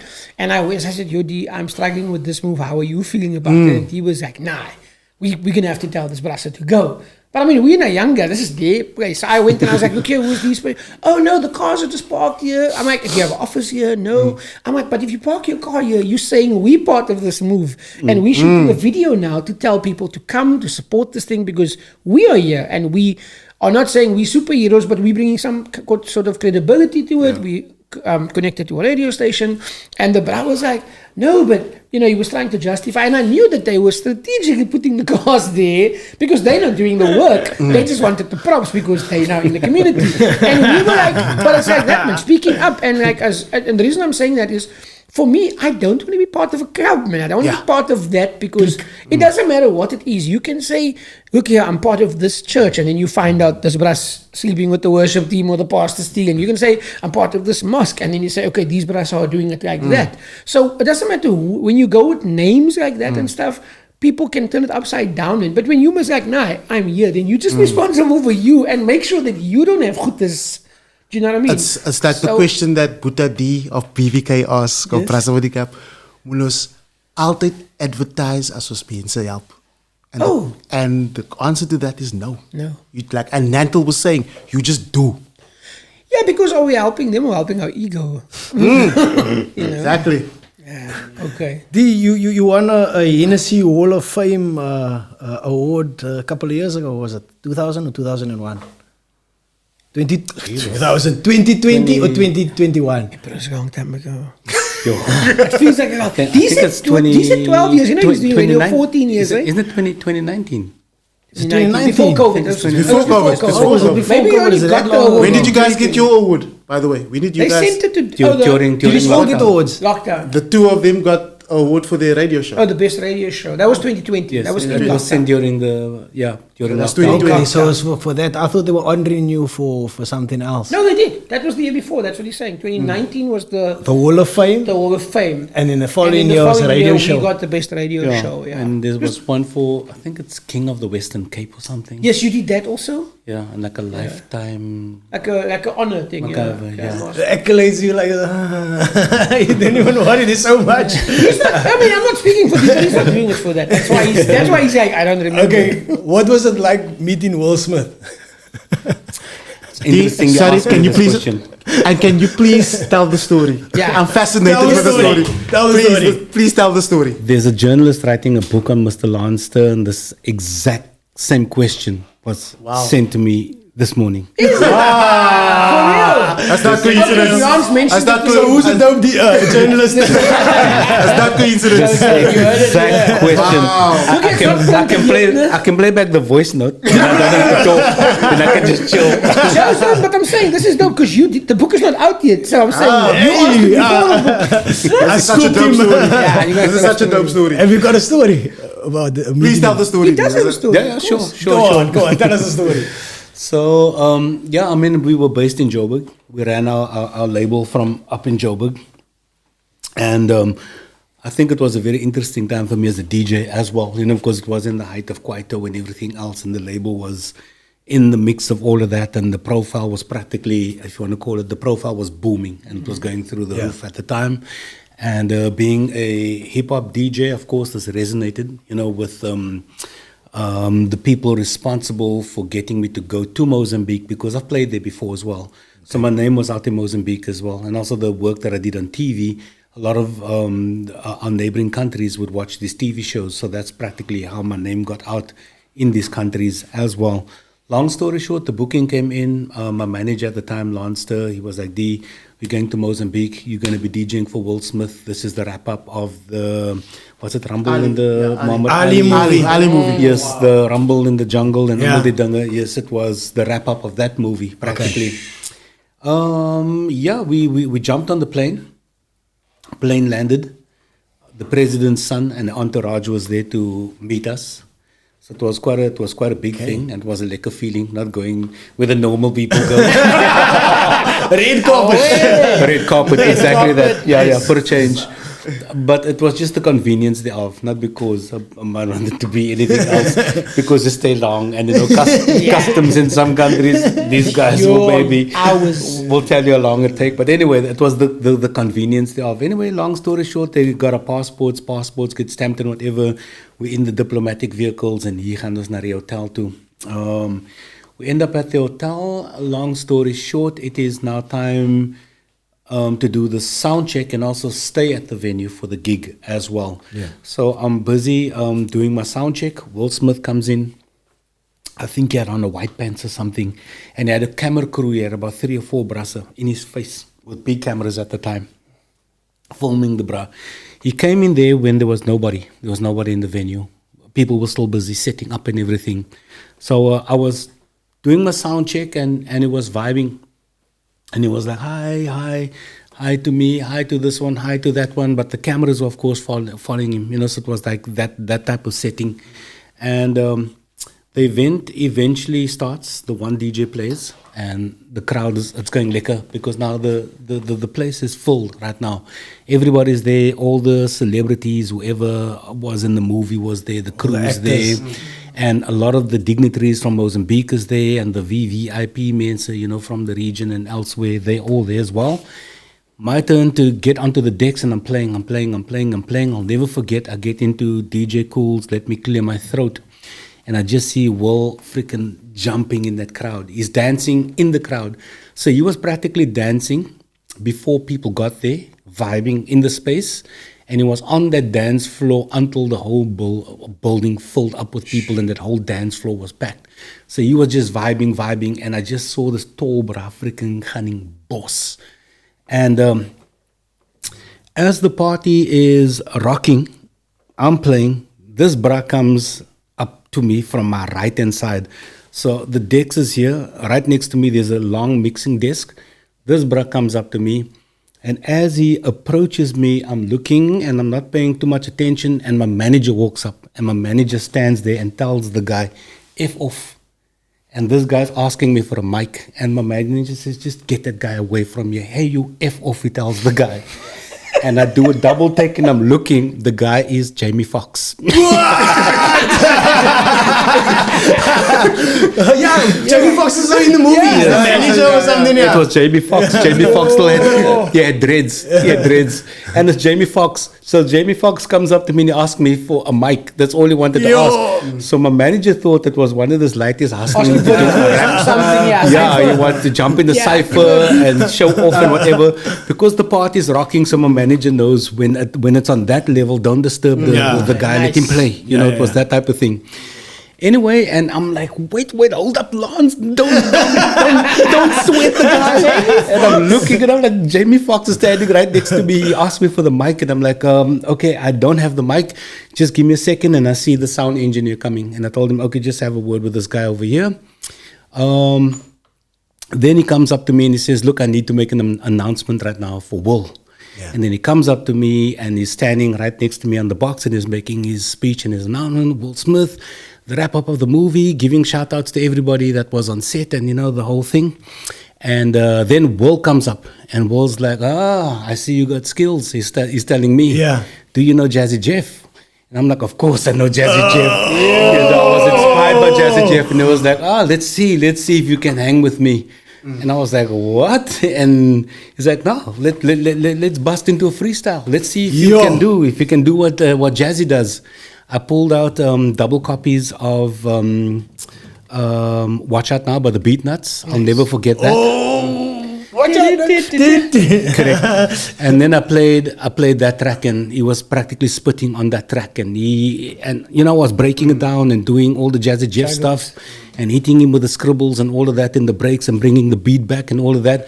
And then he was like, I see. So you got some skills. It was that type of thing. And it's almost like, I don't know, the universe told me to have Getting Jiggy With It ready. That was the one vinyl that was popping out of my record box. And he turned around and he asked me, do you have Getting Jiggy With It with you? And I pulled it out immediately and boom, I slapped.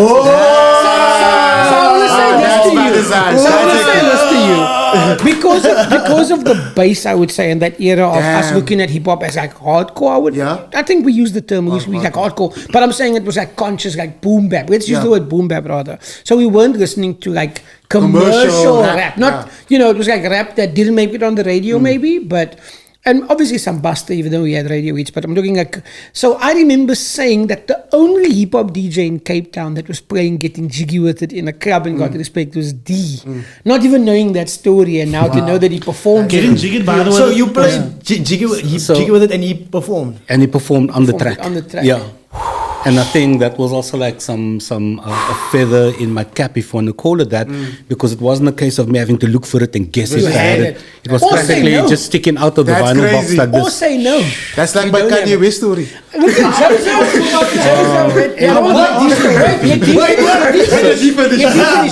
So just to fast forward through the timeline, anyway, everything was like really banging. Everything, the performance was awesome. People went off and whatever. I got my props and the whole thing. But this is the one thing that was really, really cool. Right at the end of the night, everybody left. Will Smith was still there. Almal is huis toe. That speaks to his character, no? 100%. And he walks up to everybody, the cleaners. He shook their hands and he said, thank you. He went to the caterers. He said, thank you. He came up to us as the DJs. We were busy packing our vinyls and whatever, getting all our stuff together. And he came up to us and he thanked everybody. Crazy. We left. He was still there. So that's the true character of a man, and I mean we can talk about this because his characters come into everybody knows about what he's done, but I think we all have like a breaking point, man. Yes. You know what I mean? And that happened to him at the most inopportune time. So that is terrible that it happened. Nobody's perfect. But maybe we should show compassion, empathy, what you spoke about earlier. Like, because generally he is a good man. He did all those great things. It wasn't necessary for him to come up behind those decks and to perform and to, have that interaction with somebody he doesn't know from a bar soap. And it's very interesting though, because there's Will Smith, and before I met him, I had an interaction with Jazzy Jeff on the Fat Joe show already. So before I met Will, I met Jazzy.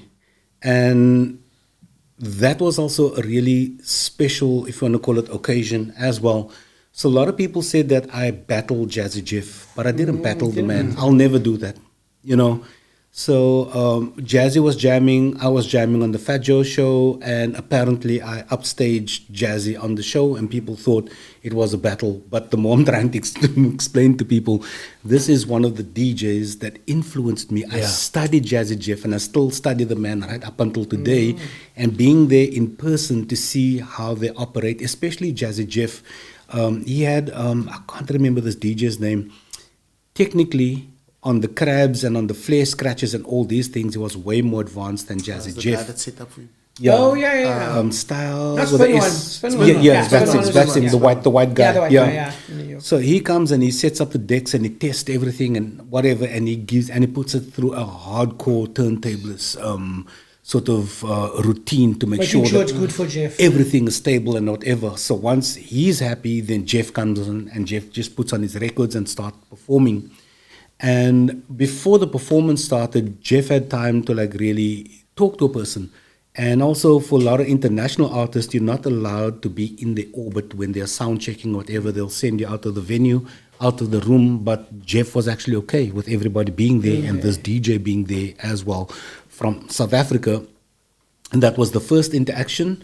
In fact, sorry, my forgiveness, that was my second interaction with Jazzy Jeff. The first one was at Dockside one year when the club was still Sure. on the New New Year's Year's. Eve. Correct, yes. So it was Dockside, it was Fat Joe, then it was Will Smith, and then years later it was Jazzy Jeff at Good Up FM. When Yeah, he came recently. But people mad also skills. think you upstaged Jeff because of the Dockside incident, because it was televised. Remember they did Yes. parties and the reaction. Because remember it wasn't like now if something's on TV, Azhul is at home and I'm at my house, but because he's watching the same thing, we go on WhatsApp and talk about what we're watching. I'm only going to see him tomorrow to talk about it. But when he was doing the Dockside, D's performance got a better reaction, and it was like almost the TV showed more of D than they showed. When they showed Jazzy Jeff, it looked like he was playing and no one was vibing to it. So it looked like D upstaged him already from the Dockside interaction. Then on Fajo, I think D was doing Step into the World, Okay, which- this one. and then it was also the Yeah. Beatnuts, and also the Beatnuts. Yeah, also Actually, the watch out Beatnuts, now. But it was more of like, okay, you do it, then I do it. That's Yeah. question and answer vibe. But to the people looking who don't know, it looks like D's showing, Yeah. look here, I'm better than you. Yeah. And Yeah. obviously, he wasn't doing that. And I think people must read as well because some personalities are more animated than the others. Yes. And it's kind of like a blow up, but you don't see the technicality and you Technicality, don't yeah. see the actual thing that is happening from an artistic standpoint. You know, Yeah. and that's just my character, my personality as a performer. I do get animated. Busy. Yeah, we enjoy it. And sometimes you do the most simple things, you know, the basics. And because you that animated, it looked like, oh, the Meanwhile, back at the round, Yeah, DJ David. for the trained personality and the trained eye, you'll know what's going on over there, you know. But then you can get into a session, and also if you just to get back to the Jazzy Jeff discussion again, if you really look at what he's doing and you watch closely, not just one set or one little scratch routine or whatever, you got to build the overall picture. Before you can kind of build up some sort of impression and understanding of what the personality is about as well, you know. So that There was was kind one. of There was one set that he played. Remember when the riots was happening in the States? The George. Oh, yeah, George Black Floyd, Lives Matter, yeah. And he played a set. And every song on the set was about the struggle Struggle, from yeah. the 70s, Yes, from yes. 60s, 70s, 80s. It was, dude, daar kan ze nog eens in die bra- as a- Yeah. No, he's a selected. Jerry Jimmins guys was he's like the selector. kings when it He's- comes to that, the he's selector. strategies. Look at this is why I said this side. These are the ones that chase people, famous people away. Oh, yeah. Jamie Foxx. But now, come. You must tell the story. So yeah, so I'll tell it to you because You must I tell was the there. story. So, Okay. so I live in Lansdowne now. I think I was living somewhere else, but there's a club in Lansdowne that used to be called Images. Then it was Atmosphere. Atmosphere, yeah. So A-Track comes to South Africa. A-Track is here for the Music Academy. Yo, A-Track is the guy. He's like the youngest guy to win DMC. He's like 15. He shares his story with everybody in the room. Nah, this is the bra. And he's also like, you know, we know Qbert, we know Z-Trip, but A-Track is like on another level. Because he's young, because he's like we're all older than him, but he's this bro who's showing us the tricks and whatever. And we all, this was our tuck, the scratching, right? So this was coming with new stuff. So then it's like, oh, flip, A-Track is producing music. A-Track is on tour with Kanye West. He's Kanye West tour DJ. What? Okay, Kanye West is coming to South Africa. So now it's like, Kanye West is all right. He was a dope producer. I don't know if the show's going to be quiet, but A-Track is his A-Track, DJ. yeah. We going. Night, day of the gig, chummy of mine who works for brand. He says, Kiki, we're going to dance in the foyer. Stick 8, if they put decks up, you can play for the B-boys. Azhul is playing the after party. I'm like, why? I don't go to the show. Azhul goes to the show. So I'm going to meet him at the club because I'm going to DJ there for the dancers. Azhul shows up, someone else is DJing. People are slowly coming to the show, to the party, but they're waiting for the concert goers to arrive because this is the after party that the club is giving because it's on a weeknight. Eventually the word is like, nah, there's he. Nah, go greet him. Yo, how's it going? Whatever. Is Kanye West here? So he wasn't Ye or Eazy or whatever. He was Kanye West. Nah, he's not here. It's not an official after party, whatever. Eventually, one of the big concert people, she's there and she's like, no, he's coming. Someone told him about it. And I think he's going to like do justice by saying, Kiki, this is not the official party. He doesn't want to get in trouble, but he wants to show respect or whatever. At this moment, the club owner, rest in peace, he was the kind of brother, if you whack, he will come into the box. Isn't it Malcolm? No, it's not Malcolm, manager. I'm talking about the owner. Owner, yeah. We're not going to talk about him. We're not going to talk about it. But people who know. So he's there and he's like, okay, you're messing up. I'm going to play. And then it's DJ Azhul. Because by that time, we already had to clear the entrance because the B-boys were dancing there and now more people were showing up. And of course, the way they do it is a strategy. Certain models get access to the venue because it's going to bring more people to the venue. Super dope idea. Okay, so now I go to the DJ box because my brother was there. And the owner knows who I am now also. But now the bouncer's like, nah, you can't come in. I'm like, I'm with this brother. So now the bouncer gets me coming. So now the bouncer's like, whatever. And the owner says to him, nah, this is not my men, sir. So now the owner's going and now the bouncer wants to go. So he tells me, just because you're here doesn't mean anyone else can come here. I'm going to go. You block people from coming in here now. It's only you and him. Because he saw the owner tell him. Azhul is getting ready for his thing. I don't know if we did a mic announcement. We might have said, make some noise for Azhul or whatever. And Azhul is drinking. Okay, Azhul is drinking. So the VIPs may be upstairs or something, no? So I didn't see A-Track again. But I see there's a braba at the door. And now you must know how it is. Now, if someone gave you responsibility, you must do it. Spider-Man. Yeah. With great power. With great power comes great responsibility. So my beat is, and also I'm a DJ. So it's like, I don't want to be disturbed because people are just going to ask for requests. So it's my cousin's birthday. We're going now. Can you play the song? I don't want that for my brother, DJ Azhul. So Azhul is doing his thing. And I look and I'm like, my brother, this is Kanye West. So now I'm like, okay, I've never met him. I'm like, okay, nice. So his brother comes closer. Now he's talking. I've never met this man before, but he's saying, yo, and I think he's like, okay, do you know him? So I'm like, of course, whatever. And now he's like, do you think he's got this Beyonce record? It was Deja Vu just came out, but we didn't have it in South Africa. I think it literally dropped maybe a day or two before. So he's like, do you think he's got his single? Yeah, so he's like, do you have Deja Vu or something? So I was like, no, I don't think he has it. So then he said, does he have any of my records? So now I am going to go to my bra and say, my bro, this man wants you to play his song. And obviously it's my bra. If he sees me, he's going to be okay. So this man, Kanye West, says, no, I'll ask him. I'm gonna let you finish. So he's like, I'll ask him. So I can't say, my bro, you can't ask him. He's like, this is Kanye West, it's his party. So he goes, and this is Azhul is doing his thing.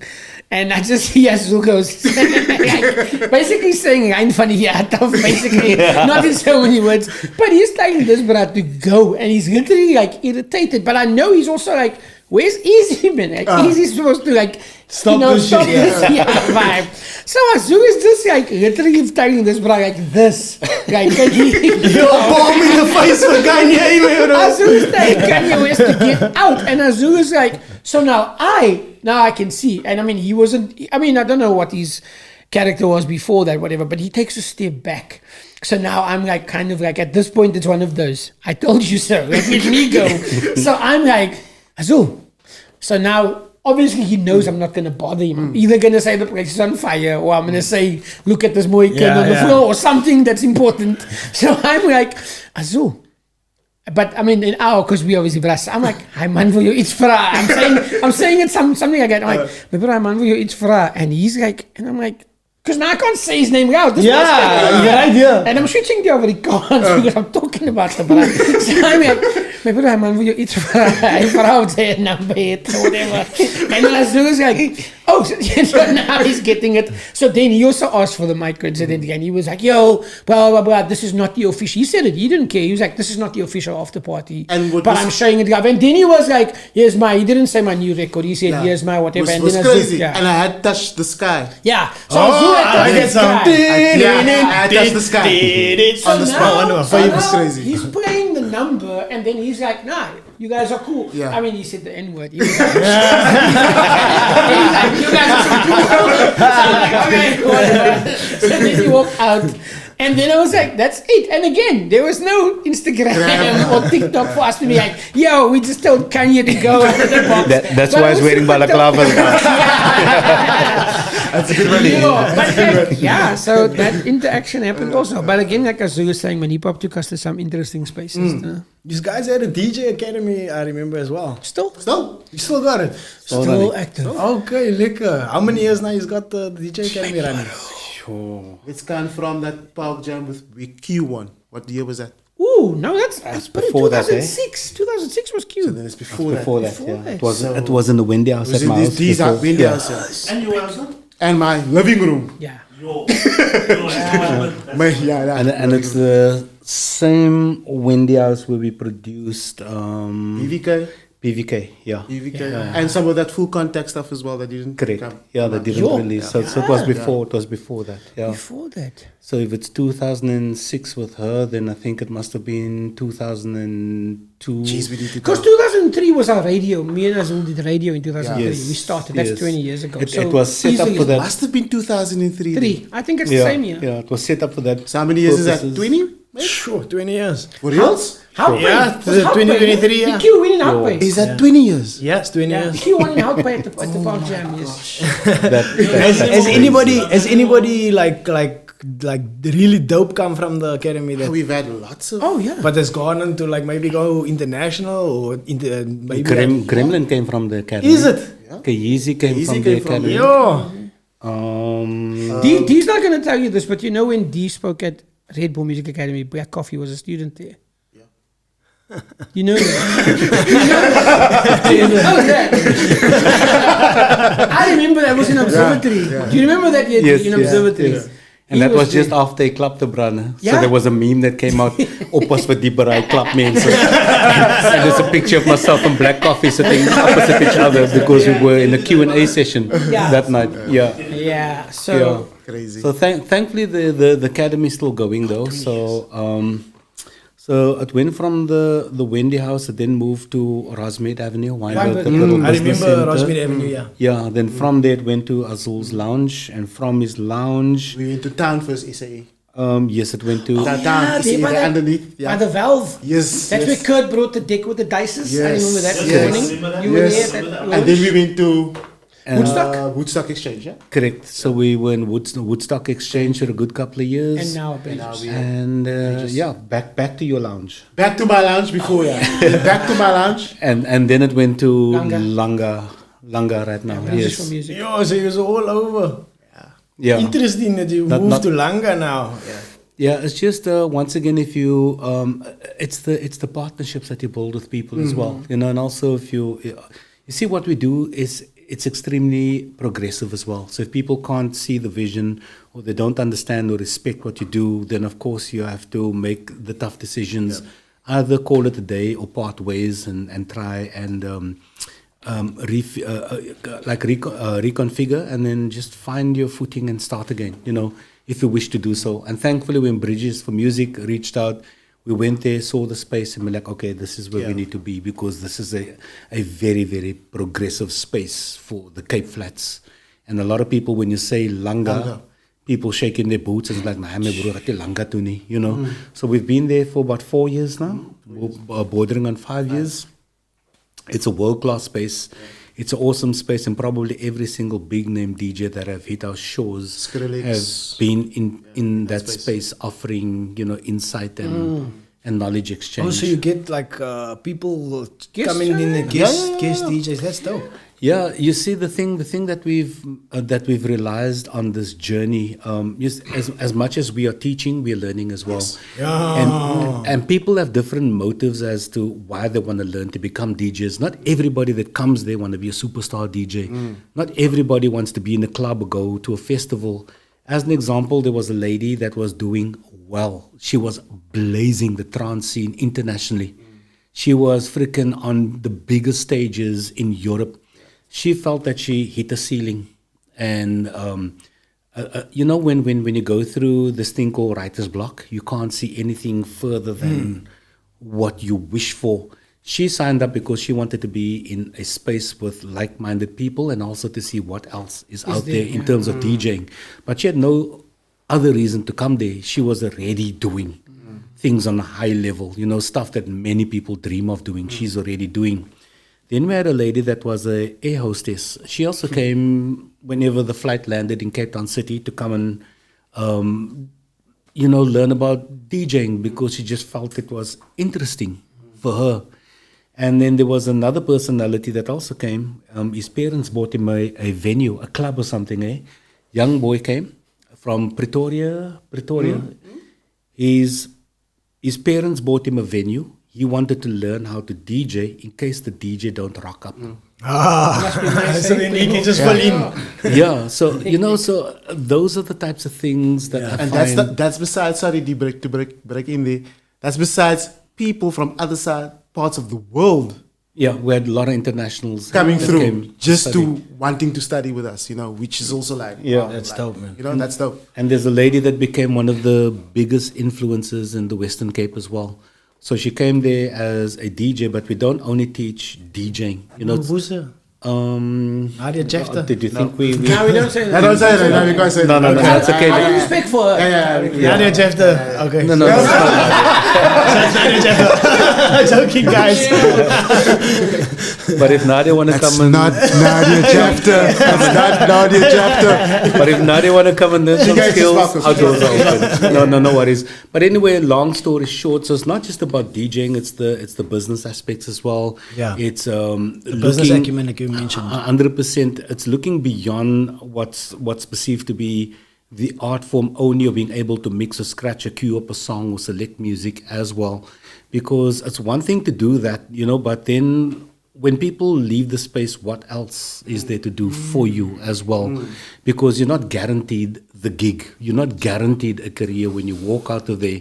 So, with everything else that was added to the table, she put all the pieces together. She got some opportunities. We invited a lot of brands, used her personality and also the fact that she, that she can DJ as well. So that was, if you want to call it, that was like the added bonus to her personality as well. Yeah. But her life took whatever journey it is, and she's busy doing what she's doing now in her life. Yeah. That's awesome, man. She was I think she was a resident at Rands or something. Yeah, Yes. as well. She played at Rands. Yeah. You spoke about writer's block earlier. Do you ever know? Do you know the story about Miyamoto Musashi? No. So Miyamoto Musashi was a Ronin, right? Was one of the best swordsmen ever, samurai. But he also believed in doing calligraphy, right? So he believed the better you get at calligraphy, like drawing, the better you would be at being a swordsman. Now these two things are totally different. Correct. Now I'm gonna ask you, does going sideways? Does going sideways help you creatively with on the decks? You know what I mean? Do you find inspiration in doing creative things on the road, and then it somehow inspires you to keep that, to stop that from creator's block from activating? Now you can almost shift to DJ. If you find a creator's block in DJ, now you can shift your creative space to other. Just a question. Yeah, not only proportionate. It's not the motivating factor. the going sideways thing and the whole drifting thing, that was just wanting to be a part of a movement that experiences thrills. Because, you know, we grew up on the Cape Flats, we went to Indies, we went to the Purvis, checked the brasses, spinning wheels. As a lighter, I grew up loving cars and all these things. And when I was exposed to these Japanese videos, seeing people driving cars sideways, these options videos, I just lost my freaking mind. I'm like, yo, these are anders wat 'n papa wheelie die. Dat die man gaat in die hele tyd sideways. Then of course, Tokyo Drift blew up as well. You know, so that added to the sensation as well. Long story short, we were quite involved with the drifting scene in the early days of its of its come up.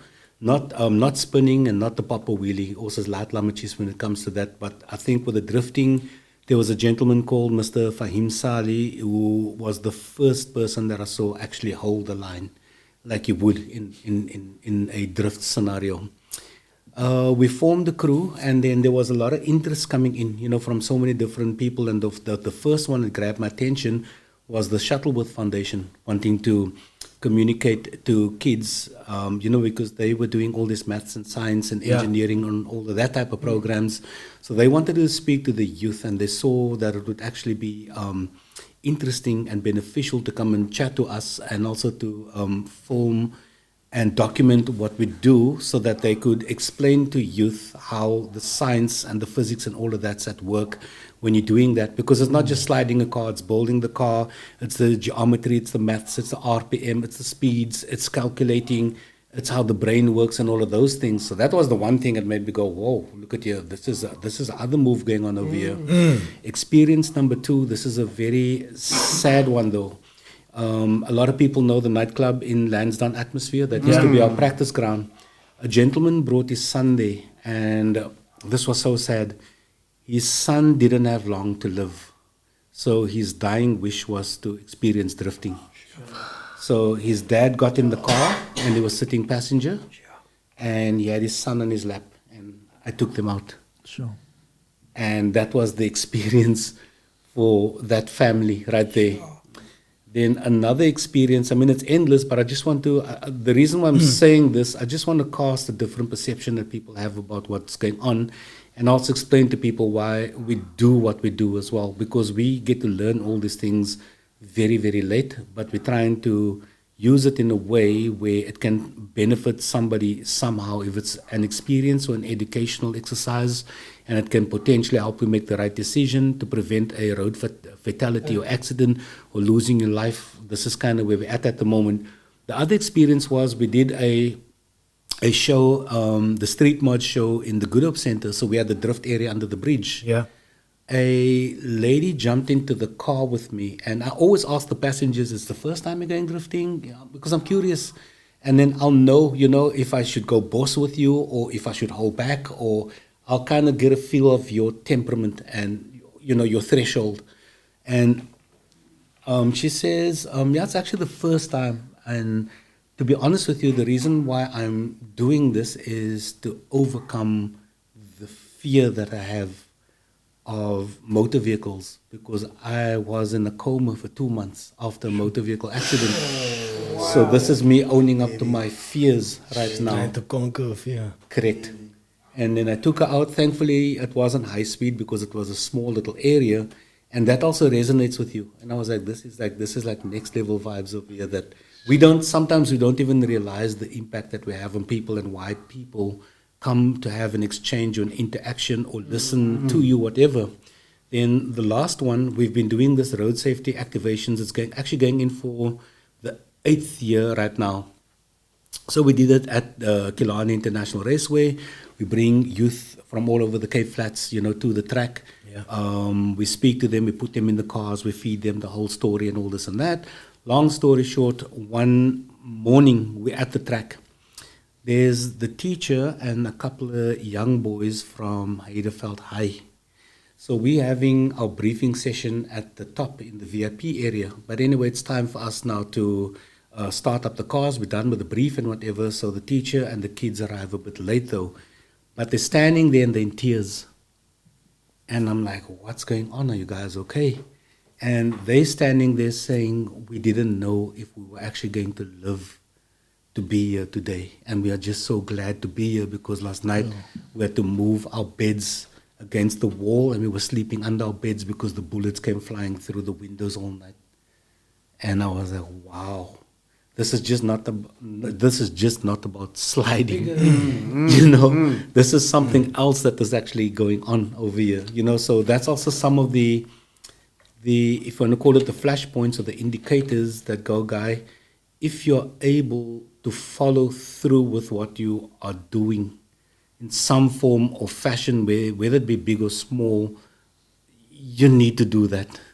You need to go out there, have the exchange, and it's your duty to step into the shoes of a student and also be prepared to learn as well.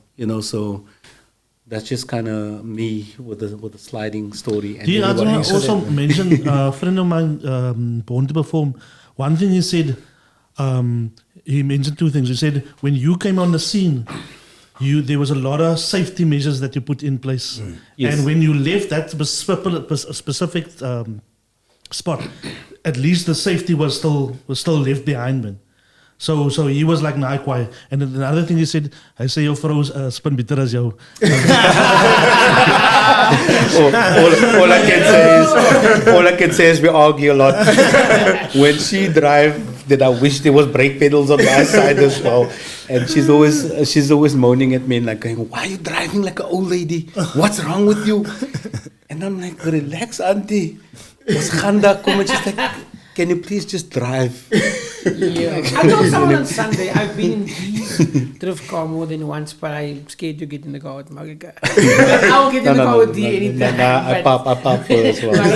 Sets up on the level. Definitely. The really smile when she does it, man. Anxiety, I can't do that. It's a party. Yeah. When she drives, it's a festival that happens. There's no by a vortex festival. The licht and the lasers is on and auntie's just cutting on over there. So that's the vibe. We've covered quite a bit tonight. Maybe last but not least, you had a recent fire, but you took a negative and you turned it into a positive because you had an art exhibition. Correct, yeah. I saw one of the camo jackets. When I saw that camo jacket, I wanted to cry myself. Like it was like burnt. Like I was like, oh, yeah, that's hard. But I see you got the replacement now, so that's dope. I've always been hooked on camo. Always been hooked on camo since the early days. Yeah, unfortunately, the fire struck last year October, and it was a heavy one. So those drift cars you're talking about, that's my car. That's the one. So that's the one car that was burnt. It's pretty badly damaged, but thankfully I got to give a shout out to Maestri Motorsport for coming on board. The car looks different now, so all the burn is repaired on the back now, but we still got a long way to go. So my wife's car, unfortunately, that one there's no replacement. She lost the whole vehicle. And then a lot of the personal possessions of the family also went up in flames, and of course close to 5,000 records that I've collected. That's tight. Since youth have gone up in flames as well, including this very rare piece right here. So when I looked at this grabbed my attention. This Prophets Let's of the just City. check before D leaves now. Speaking of which, there's a vinyl in there, and I just need to check over them. And there's a vinyl there. It's a white copy of Universal Soldier, and I have a little birdie told me that it's actually your handwriting. Yeah, I told him Sunday. I think it's that one. I Just showed check. him on the photo. I took a photo. No, it's not that one. It's the other one. That's POC's Jabulani. So there's another one there. It's white. So you got Alice of POC. So all those I'm a fan. all those records went up in flames. Part of me just wanted to get rid of everything, all the rubble, everything, that the fire left behind, because it was quite a devastating. Yeah, sorry to ask you about it. It seems like it's like a traumatic experience for you. Like, yeah, unfortunately, we are still living with the trauma though. Because the minute you just smell a match being lit or whatever, your senses are live. We start running around the house. Hectic. And it was that type of thing. Thankfully, our neighbors got out in time as well, because the fire went over to their side. It went over to the main house as well. And just chatting to a couple of people, this is just as rare. Holy mother. That is one of my favorites. That's Super Funk rare. Flow. Correct. Funk Flow, Yeah. Dude, that your cuts on that inspired me till today, dude. Yeah. There's Wow. a different cut on And there. the intro, the first, the intro, the cuts. Till today, it inspires me. I gotta check it out. Yeah, I think this is the one. He doesn't listen to his own stuff. Oh, wow. So we thought, why don't we salvage as much as we possibly can? I mean, in respect to Eazy and Azhul over here for coming to my house and helping me go through all of the rubble and all the burnt vinyl, to just get through some of the goodies. And then we did this art exhibition, and we took some of those iconic pieces, like some of the POC records you see over here, some of the international records. So all of those album covers and bits and pieces from the fire and from the rubble is actually integrated into the artwork. And we're selling the art, and I'm selling this T-shirt as well. This is a limited DJ Ready D 50th Hip Hop Anniversary T-shirt as well. And we thought we need to get ourselves back on our feet again in terms of our organization. So all the proceeds are going back to the organization, and this will help us to continue our feeding programs, and will also help us to continue with our road safety programs as well, because the fire, of course, put a lot of things on pause. How do I get to buy one of those T-shirts from you? The T-shirts are available at our lab, so we're doing a First Thursday activation part 2 at the same space over here. So they'll have the T-shirts on sale over Where's there. the order labs in town? Mitchell's Plain. That's in Mitchell's Mitchell's Plain. Plain. Oh, there's a order. It's Yeah. Silverhurst. Silverhurst. It's a really special place in Mitchell's Plain. That's a brand spanking new building. Regan Allen is most very much involved in this, no? Nentel? Regan Allen? Yeah. Yeah. Yeah, he was there when we Yeah, launched he's- this. He was actually there earlier that night or so. Yeah. Is it? Yeah. Oh, the politician. Yeah. Oh, okay. Comedian. Nah, he's a politician, not a comedian. I'm joking. That's your Yeah. handwriting. So just to get back to this is my handwriting. I told you. So, so the story is you signed that, you gave it to Shaheen. Shaheen gave it to Terence from Heap Squad. Yeah, yeah. And then he gave it to me as a gift. Wow. And I've been treasuring that, but I didn't know it was your handwriting. Yes. Eazy told me about 2 weeks ago or 3 weeks ago that's actually your handwriting. Yeah. And this is even more rare than the actual released version. I think the released one is $4,000 now on Discount, check. yeah. Yeah. Yeah. So if I have to place a value on this, I'll probably like tenfold the value of this. Because it is because it is Not in the That's tough for me. because of the white label status, and before the album was released, this was only circulated to a limited amount of people in the UK, and we got one copy, and this is the only copy that now lives in South Africa in terms of the white label. The only copy, probably on the continent. Extremely rare. Okay, you must phone. What's it? Outsurance. Yeah, and this album wasn't released in South Africa though. Yeah. That's also what makes the difference as well.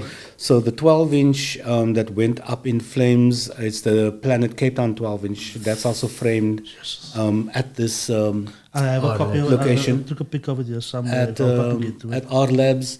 And all those art pieces are all for sale. I also did a collaboration with Falco. He did a one-of-one photo. That's the first album of POC. I always have to hype up the fact that that first album is the one that we toured with worldwide, and our first international event with Quincy Jones. That's the exact copy that I used Actual record you used. for that performance. So that's the burnt piece over there. And then at the bottom, that's a very, very rare, brand First one spanking out, new. like, Yeah. And that's super rare. That is just as rare as the record that you have here as well. Wow. Yeah, that's the 12-inch. That's Planet Cape Town. And I think on the flip side is Beats of Boom. And I'm not sure if it's Motherland Funk or something's on the flip side. Sure. Some history lesson for all you young hip hoppers out there that don't know. Now you know. Yeah, so just getting back to teasers and the base of the 80s, the clubs. Yeah. Some of the records that we played in that era, the exact vinyl that still got bass dust on it, went up in flames. in that fire. So it's vinyl that practically helped to pave the way and cultivate the culture, not just locally but globally. And it's pieces I've collected all over the world, apart from South Africa as well. That's awesome. So if people come through to Mitchell's Plain on Thursday, you can actually see this in person. I will be doing another demo, and then Azhul and Eazy, we got something that we do as well, and we are hoping to get members of the South African All-Star breaking team to support us on this one as well. So it's like full-on hip-hop, the celebration. It's a fundraiser. It's a story of overcoming adversity, life. It's a story of building community. It's a story of us working together. And hopefully, you know, we can brighten that light and we can brighten that spirit that celebrates humanity. Nice, man. That's a dope message. We did almost 3 hours already. Wow. 2.5. Yeah, 2.5, 3 hours. Wow. Okay. We're going for a marathon run. Yeah, I mean, so in closing, we got a shout out to Nantel. Like, Yes. If you didn't notice, like, he's the biggest fan, Ready D fanboy. Like, we've been doing this podcasting for about 4. Well, we were doing it first separate. I was doing it on my own way. He's doing it in his own space, and somehow we finally came together. But since we came together, he's like always big up like Ready D. Ready D did it like this weekend. We're doing something different, which is Correct. podcasting. Yes. We believe that we're pioneering something new Yes, going yes, forward. definitely. But he always references, Ready Yeah. D. He's the thank you. icon. Now, can I say No, so? thank you. So I have a podcast here that entrepreneur, to inspire entrepreneurs, and the one thing that they say, I have support, family support that you spoke about with your wife and your friends. Another thing that they say, find a mentor. And the thing is, what they say is, even if there's no mentor, if there's one on TV, aim for that. Yeah. And D, I want to say in my closing, I want to say thank you for being that person to me, because everybody says hip hop saved their lives. For me, the same. There was gangsterism. Luckily, my father didn't. He reared me in a certain way, but ik bang was it for that. Yes. But I had substance abuse that was there. But I always had that hip hop thing. And before I latched onto the source, I latched onto the funkiness of some of individuals, and you're one of that person, the people. Wow, So I thank want you. to say thank you for that. Consequently, I've grown up. I've realized, kijk eens, kan je zo obsessed wees, hè? You need to find your own person. Yes. You know what I'm saying? Ze moet gewoon raken. You know, ze moet nog groot raken. And then I latched on to people like Joe Rogan. And now is ik op zijn is weer. Okay. Now, awesome, man. But congratulations and well done to you guys. You for doing guys for this. what you're doing. Yeah, respect. And this is necessary, because I mean, you guys are tapping into an area that is now and it is the future as well. And like you said, I mean, you also mustn't be afraid to give yourself a pat on the back for what you're doing as well, you know. And if you know that it is making the necessary impact in some form or fashion, then so be it, and just keep building on it. And thank you guys for the opportunity, you know, for allowing us the platform to have this conversation. Sure. Thank you very Sure, much. that's super dope. Yo, I really enjoyed this conversation. Thank Thank you, you. everybody. Please like, share, subscribe to this one. Awesome. Sure, we out. And you want to say anything in closing? No, just Azhul? thank you guys. Thank you everyone. for Thank you. having us. Thank you. Thank Thank you you. for having us. Thank you. man. Okay. Peace. I'm going to We play out. out to some cuts of D at the R Labs. Our lab scratching. Okay, shot.